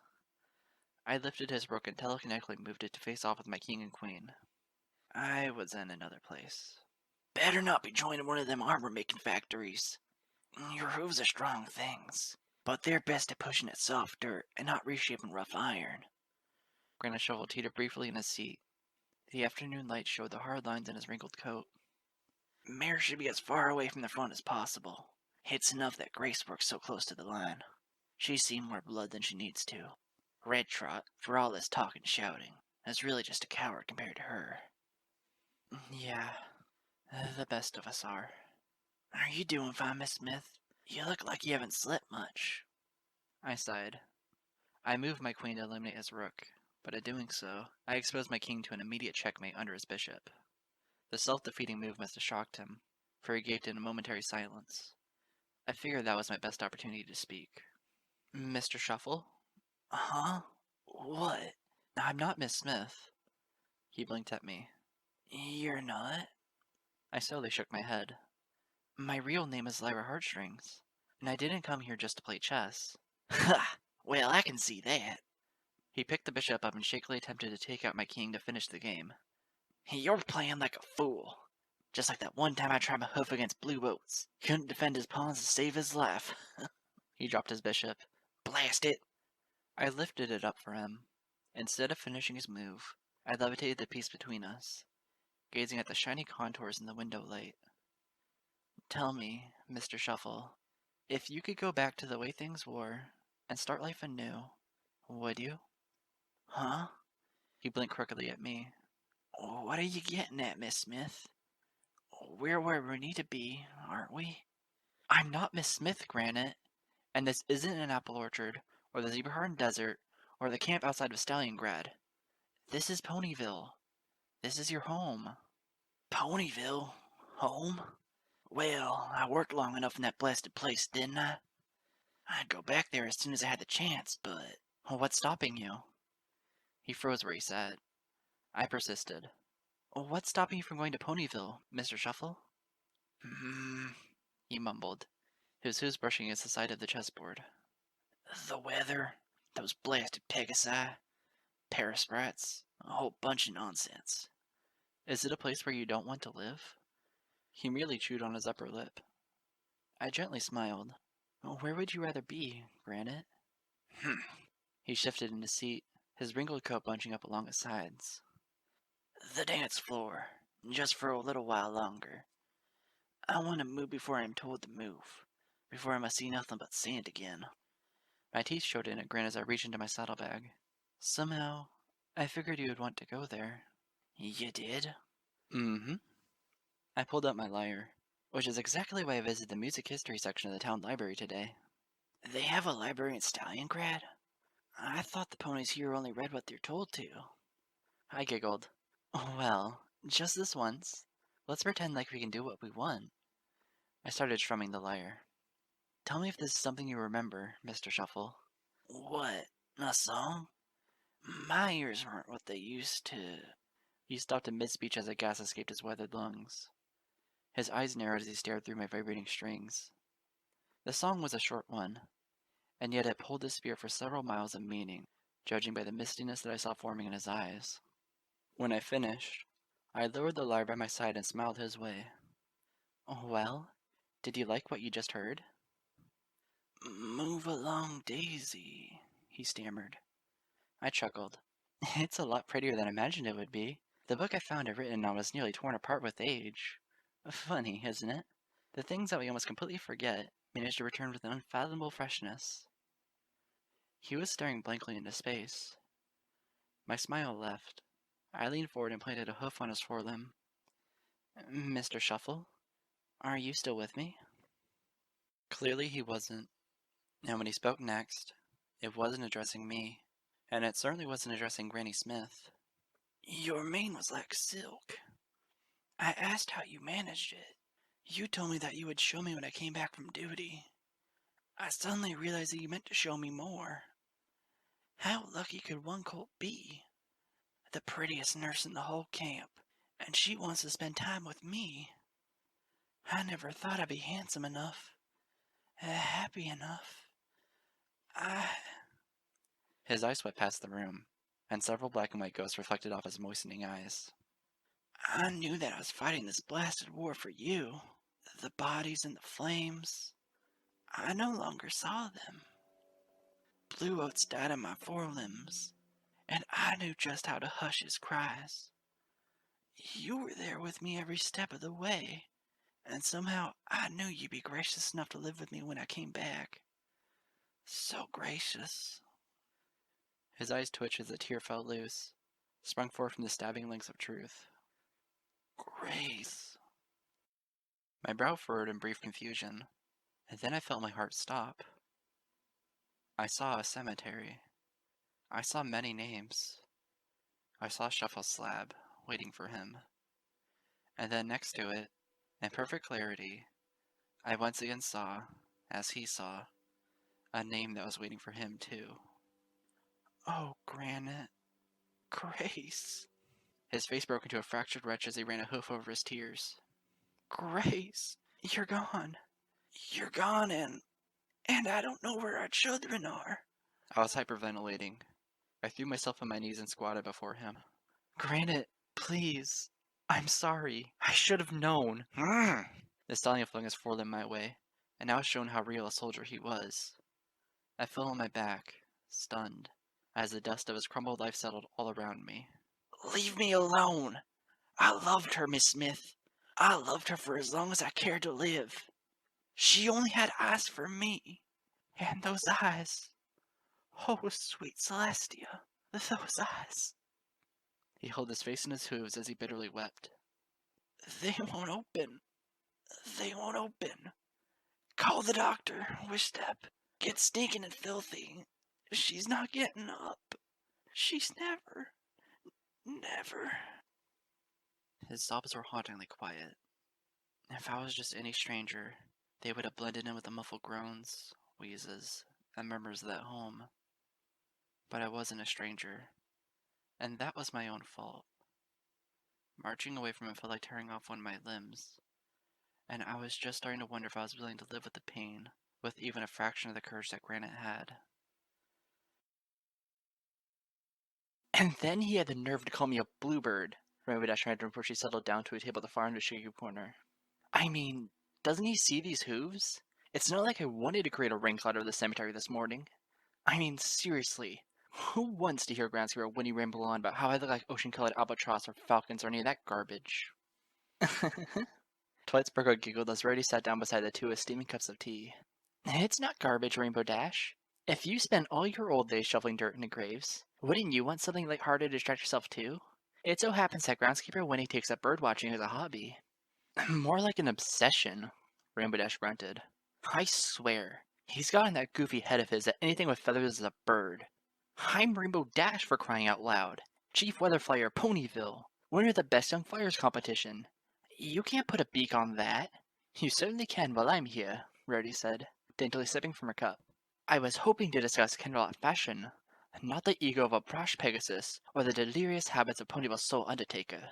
You haven't met him, Rarity. He'd talk about how your mane looks like the tail end of a peacock, and then start sizing you up for your casket 5 decades early. Oh, Rarity flinched from her. Surely you jest. How could Ponyville employ such a senile stallion with the burial of our loved ones? Because he's good at what he does, Todd exclaimed. Groundskeeper Winnie may be a little bumpy around the edges, but his eccentricities are forgivable in light of his diligence. And besides, Twilight sipped from her cup and added, he stays to himself mostly, and he seems all the happier. No pony's forcing any one of us to go to the cemetery and talk to him. And why not? Afraid you might learn something you can't get from a book for a change? Twilight froze. She looked blankly at Rarity and Rainbow Dash, who were both likewise as stunned, for none of them had spoken. Afraid that you'll discover that someday you too will be as old and forgotten as him, so that all of your beloved hobbies will be joked about the tea parties of random strangers. Blinking, Twilight turned around in her chair. Her eyes swept the room full of nervous ponies, until she found one face with a frown. I'm sorry? And what are you sorry for? I marched towards the table, fuming. I mean, what are you really sorry for? You keep obsessing over hundreds upon thousands of books of knowledge, and yet history's waiting for you right in this town, just a conversation away. For a mare who's so concerned about never being forgotten, you seem to dismiss other ponies really easily. Hey, Rainbow Dash frowned, hovering up out of her seat. Who the hey are you? You can't talk to my friend Twilight that way. And you, I glared at her. How long will we be slaving, grinding, aching to join the Wonderbolts? Even you must know deep down inside that achieving such a dream will only turn your entire life into a hollow facade, as you give up all your friends and family that you're loyal to, just to become a smoke-trailing symbol in the sky. Rainbow's ruby eyes blinked. I swiveled to Rarity. And is fashion really all there is to life? But of course, You have a sister who loves you. You have friends that want to spend more time with you. You have stallions begging, crawling on their knees to give you the most romantic evening imaginable. Are all those opportunities worth giving up for one vague dream that you might actually become famous? Haven't enough ponies given up everything to become household names? And yet no one knows a single thing about who and what they really are, because all they become is simply that, names. As Rarity wilted with a wincing expression, Twilight leaned in with a confused scowl. Ma'am, what are you trying to tell us? What's the meaning of... Why does anybody need to be told anything? Why doesn't anyone ever just look in front of them and see that the world isn't supposed to be learned, it's supposed to be felt? I was starting to pant. I hugged myself and sat on my haunches before them.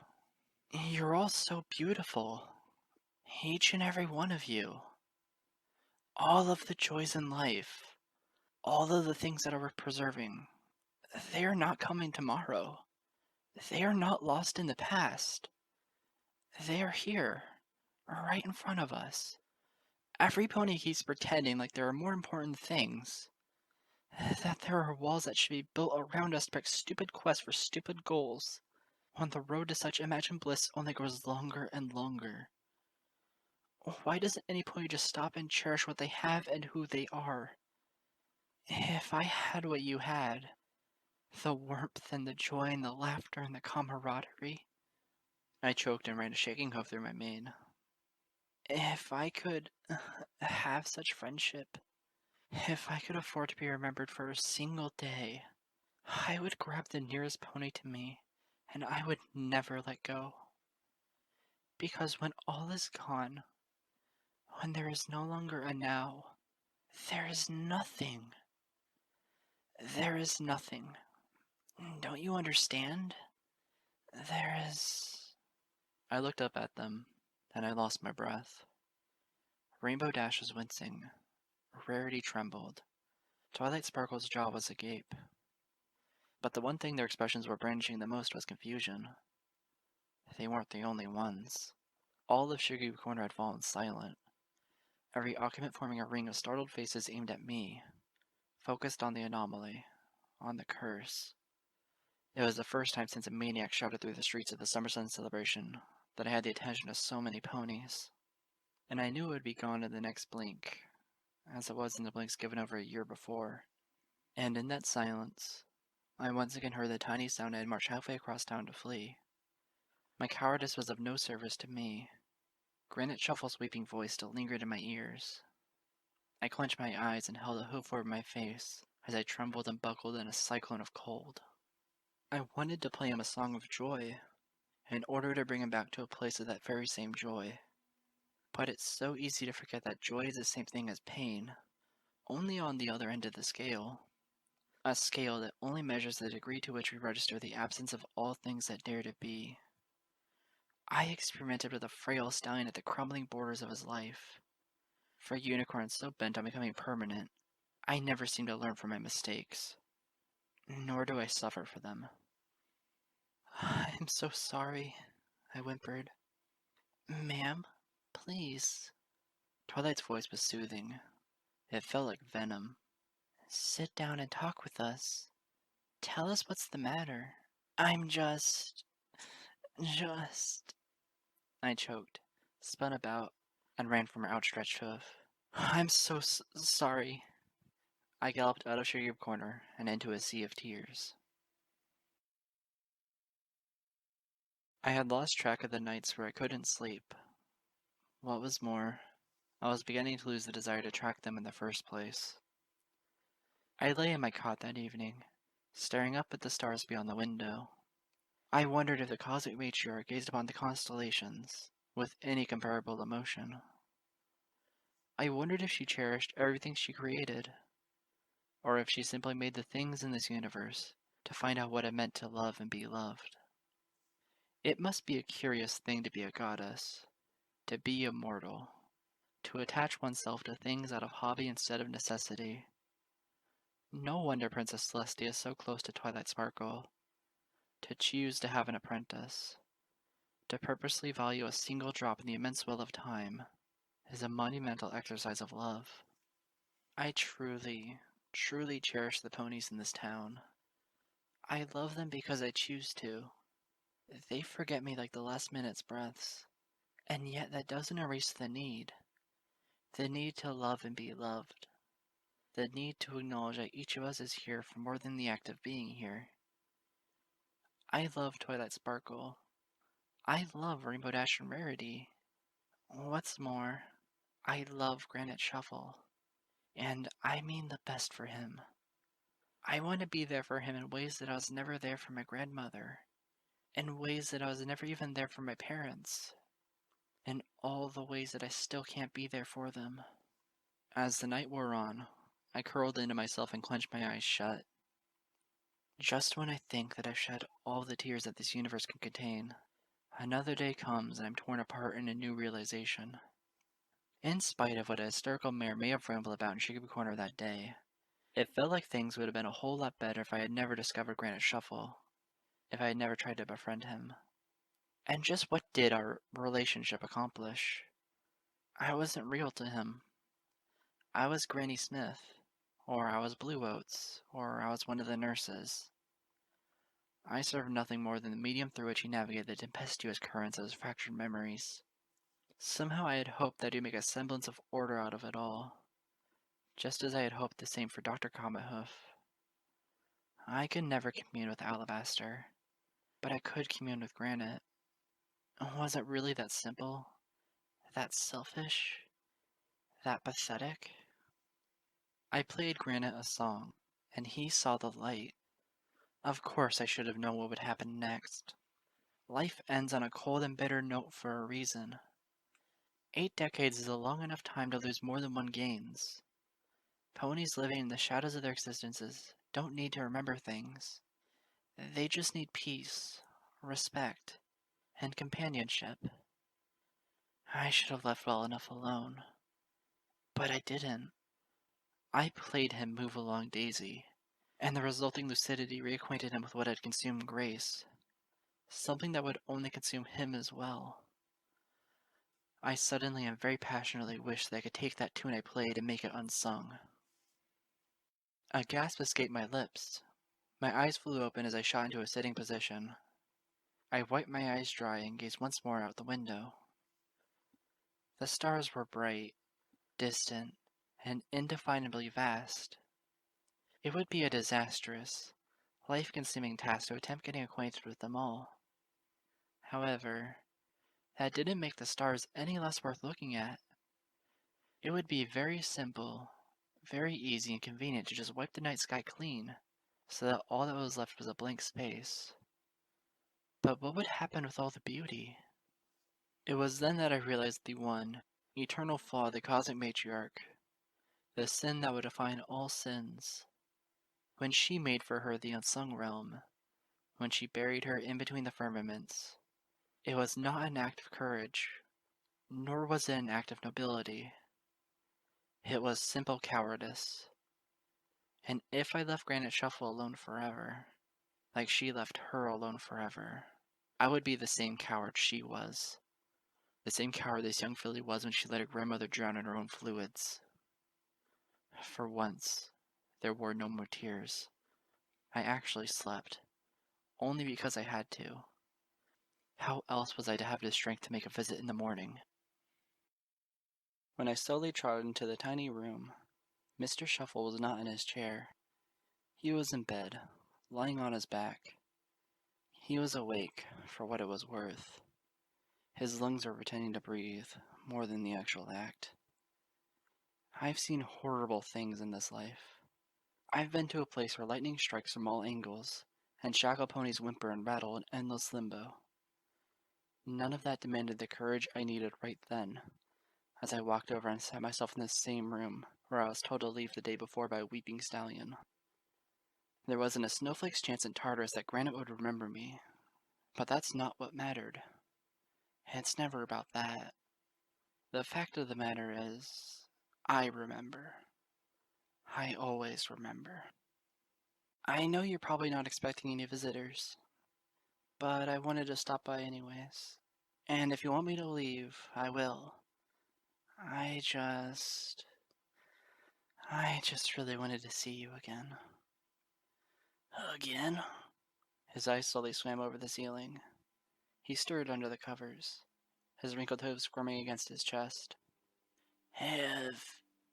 Have you been here before? I blinked at that. He hadn't confused me with Applejack's grandmother.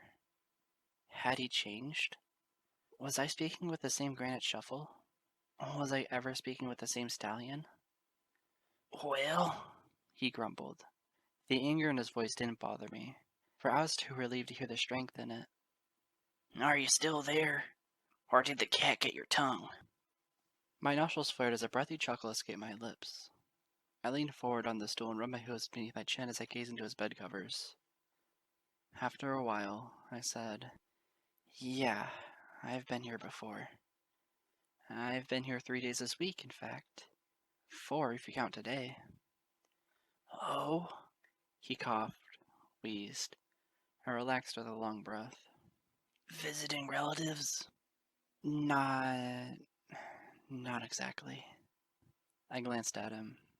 His eyes were still plastered to the ceiling. Slowly, I spoke. "I made a friend this week. A friend I never expected to make. He's good at chess. I used to think I had some skills with pawns and bishops, but he taught me otherwise. He's a very tough fellow, and he's seen many sights in Equestria, both gorgeous and distressing. He's made many companions in his years, and he's lost many as well. I cleared my throat and adjusted the sleeve of my hoodie. As I found the space in silence uninterrupted, I bravely spoke on. "He has children, all as smart and as wealthy as he's become. And though they don't show up as often as they should, I know that he loves them, and that he wants the best for them. It's the same love he showed for his fellow comrades, for the souls he marched into the far reaches of the earth to save from pure evil. He's gone so far, and to such lengths, and yet the road home seems to stretch on forever, no matter the extent of his journey. He told me himself that he wanted to go home, and that was when I knew that he was more than a friend. He was..." I bit my lip. I dried my eyes for his sake, even if he wasn't looking at me. "He was just where I was, but he didn't know it. And I knew. No, I believed that he deserved to know it. I felt it was his right to become self-aware. I struggled to make him remember something cohesive, something that shaped his being instead of having painted his confused shell. I thought that if I could reach deep into his spirit, I might make a hole large enough for him to look into himself and to find something to be happy about, in spite of where he was, and in spite of what he no longer had. I just wanted him to have a happy thought, a single happy thought."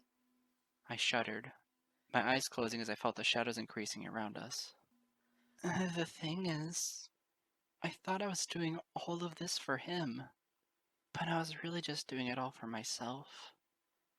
Because I wanted to know, and I still wish to know, that when all of this crazy world is no longer mine for the taking, that I too will settle into thoughts that are happy, that are sublime, that are tranquil and glorious. Because, in the end, all I will have, all we will ever have is our own thoughts. And shouldn't they be good and wholesome thoughts, so long as we can afford them?" I fidgeted with my hooves as I sensed all the dust in the room. We were both fossils waiting for time to claim us. I knew he had fought the decay so courageously, and for so long, that I wasn't about to stop myself either. Existence is special. It's something that makes sound, but not just any sound. A beautiful symphony.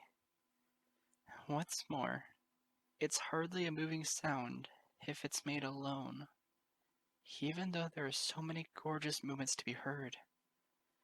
You see, I don't know if my life will ever earn an encore, but so help me Celestia, I want to be sure that my friends does."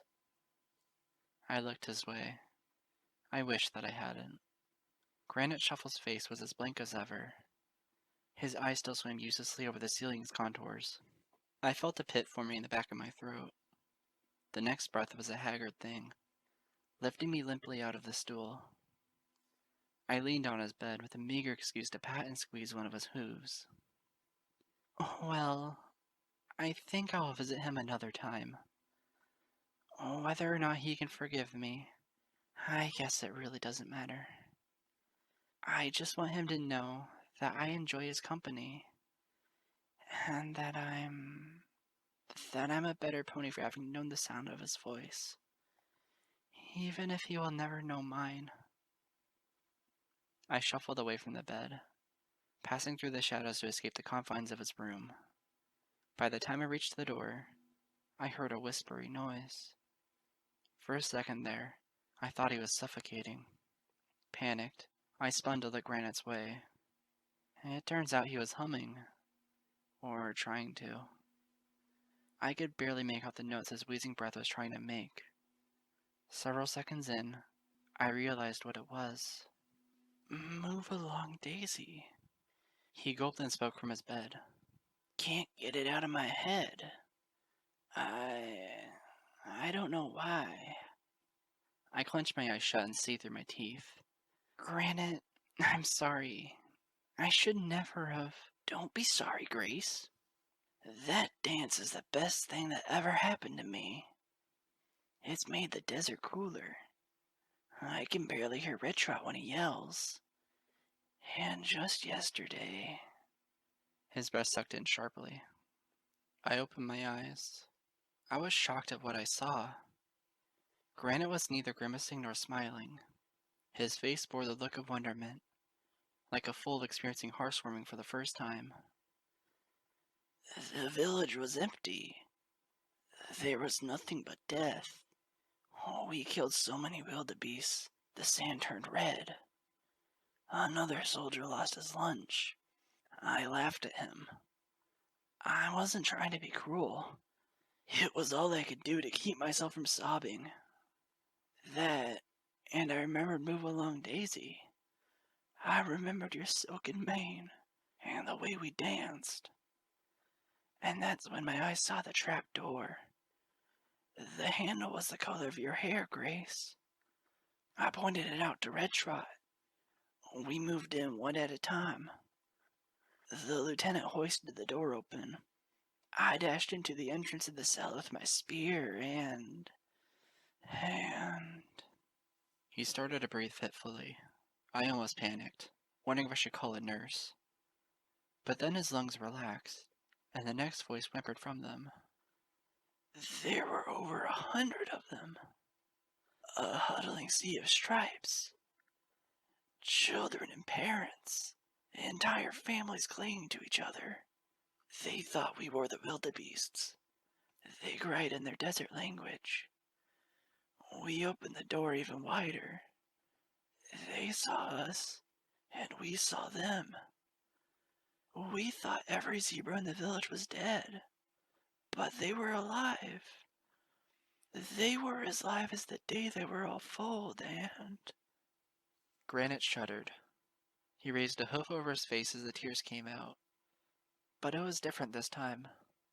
So heavenly different. He was smiling. We let them out, and they didn't ask for food or drink. They just hugged us. They cried and they hugged and they even kissed us. And that's how I knew, Grace. That's how I knew that this was all worth it. This horrible war, the wildebeest mayhem, Blue Oat's cries for his mother as I felt him leaving my forelimbs.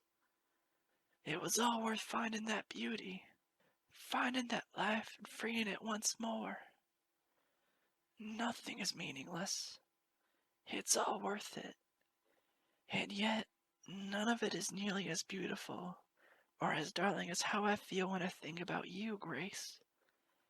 And that someday, I will be dancing with you again. He was crying. A quiet little sound as always. But it was hardly a solo this time. I leaned weakly against the doorframe to his room, teary-eyed, sharing his smile from miles away. You should find her, Granite, I said softly, my voice breaking. You should find her and dance with her. That's just it, he said, and the wrinkles morphed into warm, moist nipples as his face practically lit up the room. I think I already have. And what a fine dance it's been. I exhaled slowly, feeling as if all the weight in my lungs were gone. How about I come visit you tomorrow, Mr. Shuffle, and you can tell me all about it? Yes, I I think I would like that. He swallowed, and his eyes met me for the first time since I arrived there. If if you're not too busy visiting your friend here. I blurted a tiny laugh, wiped my eyes dry, and smiled his way. No, I won't be too busy. You have my word. He faced the heavens beyond the ceiling once more, his head rolling back and forth, his breath giving a whispery rendition of Move Along Daisy. I did what the lyrics asked me to, and found myself embraced by a toasty sunlight. The next morning was brighter than normal, strangely devoid of the usual rolling mists. I had spent the whole night poring over Kamhoof's journal, comparing it to my own. I wondered, if Penumbra had lived longer, would Alabaster have ended in the same madness and despair? Was his insanity something that he willed upon himself?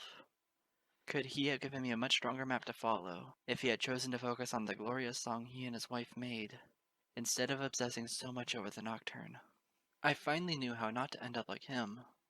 A life obsessed with the unsung realm only stands to become unsung itself. Her life is something that is soundless, for the sake of soundlessness itself. I have the opportunity, the gift, to do otherwise. Blaming all of my sorrows on her curse is no excuse. After all, if Mr. Shuffle can find something to smile about, so could I. With that thought, I trotted leisurely towards his home. I saw Carrot Top with a cart of things. I saw Miss Hoos flying by, and tangled frustratedly with her mailbag. And then I saw something that made me freeze in my steps. It was the window to Mr. Shuffle's room. From the outside, I could clearly see that the curtains were missing. It had to have been no more than 3 blinks later. I had galloped into the building and skidded to a stop right at the entrance to his quarters. I stood there in a slump, my eyes scanning the walls. More and more shivers ran down my spine, with the lengthening degrees of the place's blackness. I saw several boxes lying across an empty bed.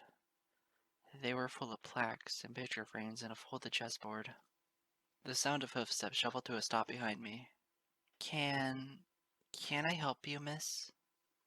I spun around, breathless. Nurse Glasshine looked worriedly at me.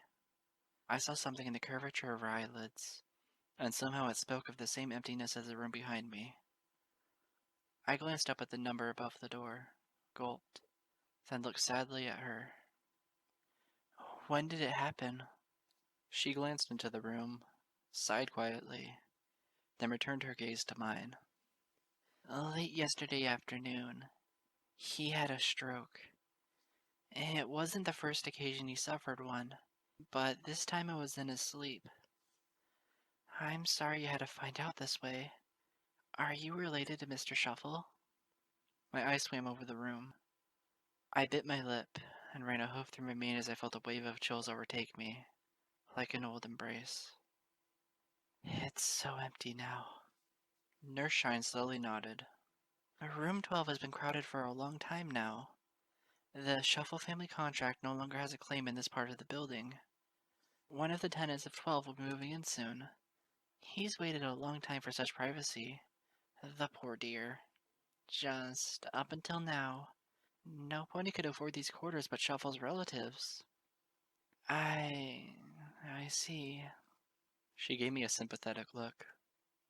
Is there anything I can do to help you, dear? Oh, would you like to talk with the head facilitator? No, thanks. I'm fine. I gulped. Then I blinked and turned to face her. Maybe there's one thing you could do. Hmm? Yes? Tell me, I fidgeted. What happens to him next? 2 days later, I stood before his name. Granite Shuffle now had a complete set of numbers to it. Fresh flakes of chiseled marble still lingered on the engravings.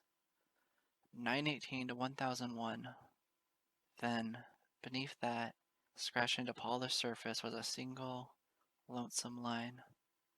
Father, soldier, business stallion. I exhaled long and hard. I stood in Ponyville Cemetery, gazing at the fresh mound of dirt that covered the soul I'd once played chess with. With a simple tilt of my head, I studied the grave next to his. Gracious Silver, 922 to 988. Wife, mother, nurse. Well, Mr. Shuffle, it's almost like a dance. You're both close enough, after all. A brief wind blew through the field. My mane billowed in the sunlight. The stones didn't move an inch. Celestial willing, they never will. I knew that there was an unsung realm. I knew that the Nightbringer existed somewhere. But finding out more about all of that no longer mattered to me. I was alive. I had this insatiable urge to scour the landscape and find the bodies of Penumbra and Alabaster, if only to bury them in the same peace as Gracious and Granite before me. Oh, a voice exclaimed behind me, breaking my solemn thoughts. Leapin' Luna, I didn't see you there. A stallion chuckled. I'm sorry. Is there a funeral after all? I turned and found myself looking at a dirt-stained old pony with a pair of shovels hanging off his saddlebag. He was rolling up a cart full of flowers when he stopped to gape at me before the grave with his dull, graying eyes. Groundskeeper Winnie? Why, yes. That's my name. He tilted a ridiculously large hat towards the edge of his brow and smiled. Have we met before, dearie? I glanced at the grave, then at him. Most likely not. I cleared my throat and asked, Did I hear you right? I don't know. Did you? There... there wasn't a funeral service? None that I know about, he shrugged. Buried the poor fellow here myself. Was light as a feather, even though the casket ready wasn't a Pegasus and all. His eyes widened as he held the soiled hoof over his mouth. Oh, I'm terribly sorry. You came here to pay some respects, didn't you? And here I am gabbing like a chirping songbird. No, no, Mr. Winnie, it's quite all right, I said with a soft smile. I'm not related. Still, I bit my lip and looked painfully at the grave once more. I did know him, and it pains me to no end to think that he didn't get a funeral. I find it plumb confusing myself. This here's a well-paid grave. Was this an important pony or something? More than important, I murmured. He was priceless to Ponyville's foundation. He was a valiant soldier. He was... Sounds like they could have hired you to give a eulogy. Assuming they had a funeral after all. I slowly gazed up at him and nodded gravely. Yes, a eulogy. Would be rather appropriate, you reckon? I think I can do that. Ahem. He stood tall and politely removed his hat. I turned to face the grave straight on. I took a few seconds to compose myself. Then I said, Granite Shuffle was a selfless stallion. A brave stallion. He set forth in life to find himself. What he found instead were unsightly horrors on the far edge of the globe. But he never let any of these things discourage him. He freed zebra strangers from pain and destruction. He met priceless companions whose impact would be evident in his complexion unto the end of his days. Souls like Apple Smith, Red Trot, Steak and Rich. He cherished each and every one of them as much as he loved his children, Wishstep and Granite Jr. And of all the ponies he had the grace to know, the most beloved was his wife, Gracious Silver. He kept a gentle place for Grace deep in his mind, quiet and untouched. When his existence became a complex tempest of conflicting notions, he held the memory of her closest, tending to it like he would tend to a garden. My breath cut off, for a sudden chill overwhelmed me. I saw my breath coming out in vapors, and a voice was whistling behind me. until it gave forth a startled gasp. Oh, Leapin' Luna. I didn't see you there, missy. Groundskeeper Winnie chuckled. I'm sorry. Did I catch you in the middle of something? I gazed at him. My lips quivered. I closed my eyes and swallowed a painful gulp. I sighed heavily and looked sorrowfully at the grave. I was just wondering. Wondering? He scratched his head. Wondering what, dearie? What sound a stone makes, I murmured. I looked upon Granite's name for the last time, and strove to face Winnie. This is a beautiful place. Be sure to keep it that way. Winnie's eyes narrowed as he gave a placid smile. Oh, you can count on it, darling. Don't you worry none. There's no point in worrying, I said. I gazed at the sky above the cemetery.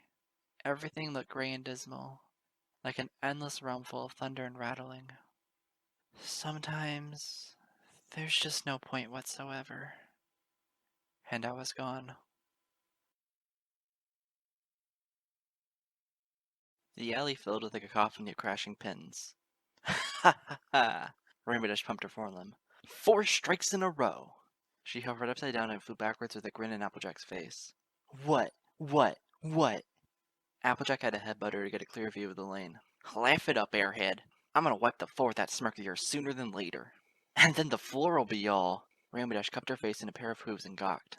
I just kissed Rainbow Dash. I might as well be the ceiling now. The game's just beginning. Applejack grunted. Ever heard of not counting your eggs before they done hatched? I'll catch up with you yet. Oh? Like you totally didn't do last week. Oh, bite your tongue. Applejack pivoted, hissed. I kicked the ball down the lane. Arrgh. Easy there, Applejack darling, Rarity said from where she sat, filing one of her front limbs with a metal stick. You'll strain one of your priceless farming legs at this rate of brutish show ponyship. Like you're one to talk, Twilight grumbled from her scoreboard. She folded her front lips and cast Rarity a frown. I can't believe it's the second week in a row that you refused to bowl.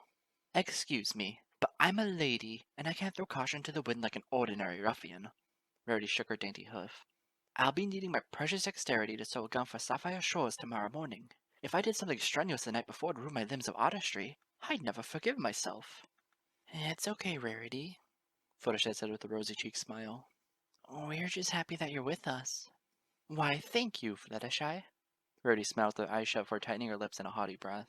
At least some pony understands the substance of these little get-togethers. Ugh. Twilight quite literally dropped her face against the scoreboard. I don't know why I keep opening a bowling slot for you then. Pinkie Pie bounced into frame. Can we just get Applejack to bowl twice? That way she might catch up with Dashy. Rainbow Dash's laughter could be heard from overhead. Don't encourage her, Pinkie. I don't need help from no pony. Tell that to the 5 pins you just failed to knock down, you drawing bucket of hayseeds. Why, you girls, we're supposed to be relaxing, Twilight exclaimed. Pinkie, why don't you just bowl twice for the rest of the game? At least you're not tossing the ball at the arcade cabinets like last week. Ooh, I have an even better idea. Pinkie's legs blurred as she bowled across the alley and stood right in front of my table. Hey, you! How'd you like to join a wickedly awesome game of grunting noises and heavy balls?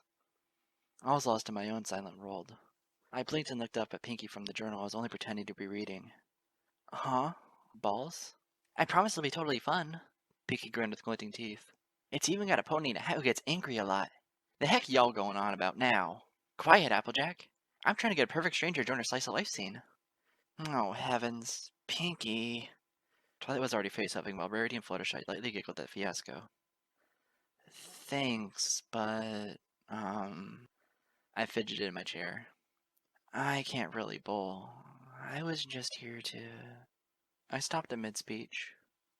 The table in front of me had a glint to it, just as reflective as Granite's grave, and just as cold. I began to wonder if I really knew what I was there for, or if I even had to know. I looked up, and Pinkie's blue eyes were full of life, full of warmth, and full of the ever-dancing now. Beyond her, several colorful ponies looked my way. They were all young and beautiful and real. I felt for the briefest moment that I was being beckoned from long-lost friends, and it was about time that I answered them. Actually, yes, I said with a gentle smile. I I think I would enjoy playing a game with you girls. Seriously? Twilight Sparkle remarked with a cockeyed expression. Woohoo! Pinkie Pie's jumping figure took out my vision. Guess what, girls? Our Sunday has got a dash of mint. Come on down to the bowling bonanza. I did just that.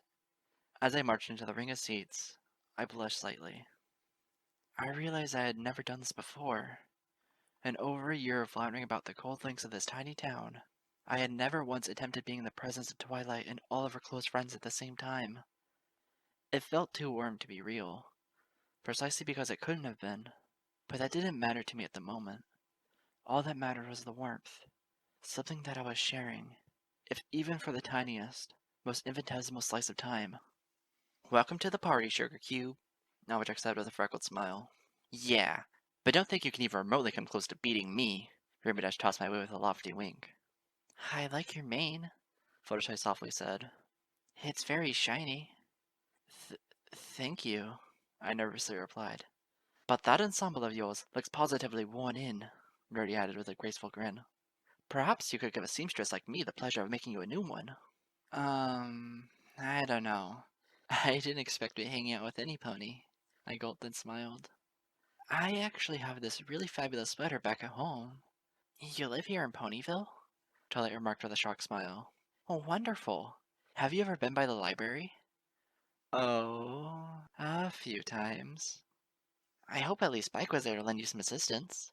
With the way things have been lately, I haven't afforded the time to be a full-time librarian like I originally wanted to. Yeah, it's been a really crazy year, hasn't it? Uh-huh. All six of them chimed in at once. A perfectly timed chorus. It was followed with a loud splash of giggles. I joined in with them. My voice felt out of tune, but it hardly mattered.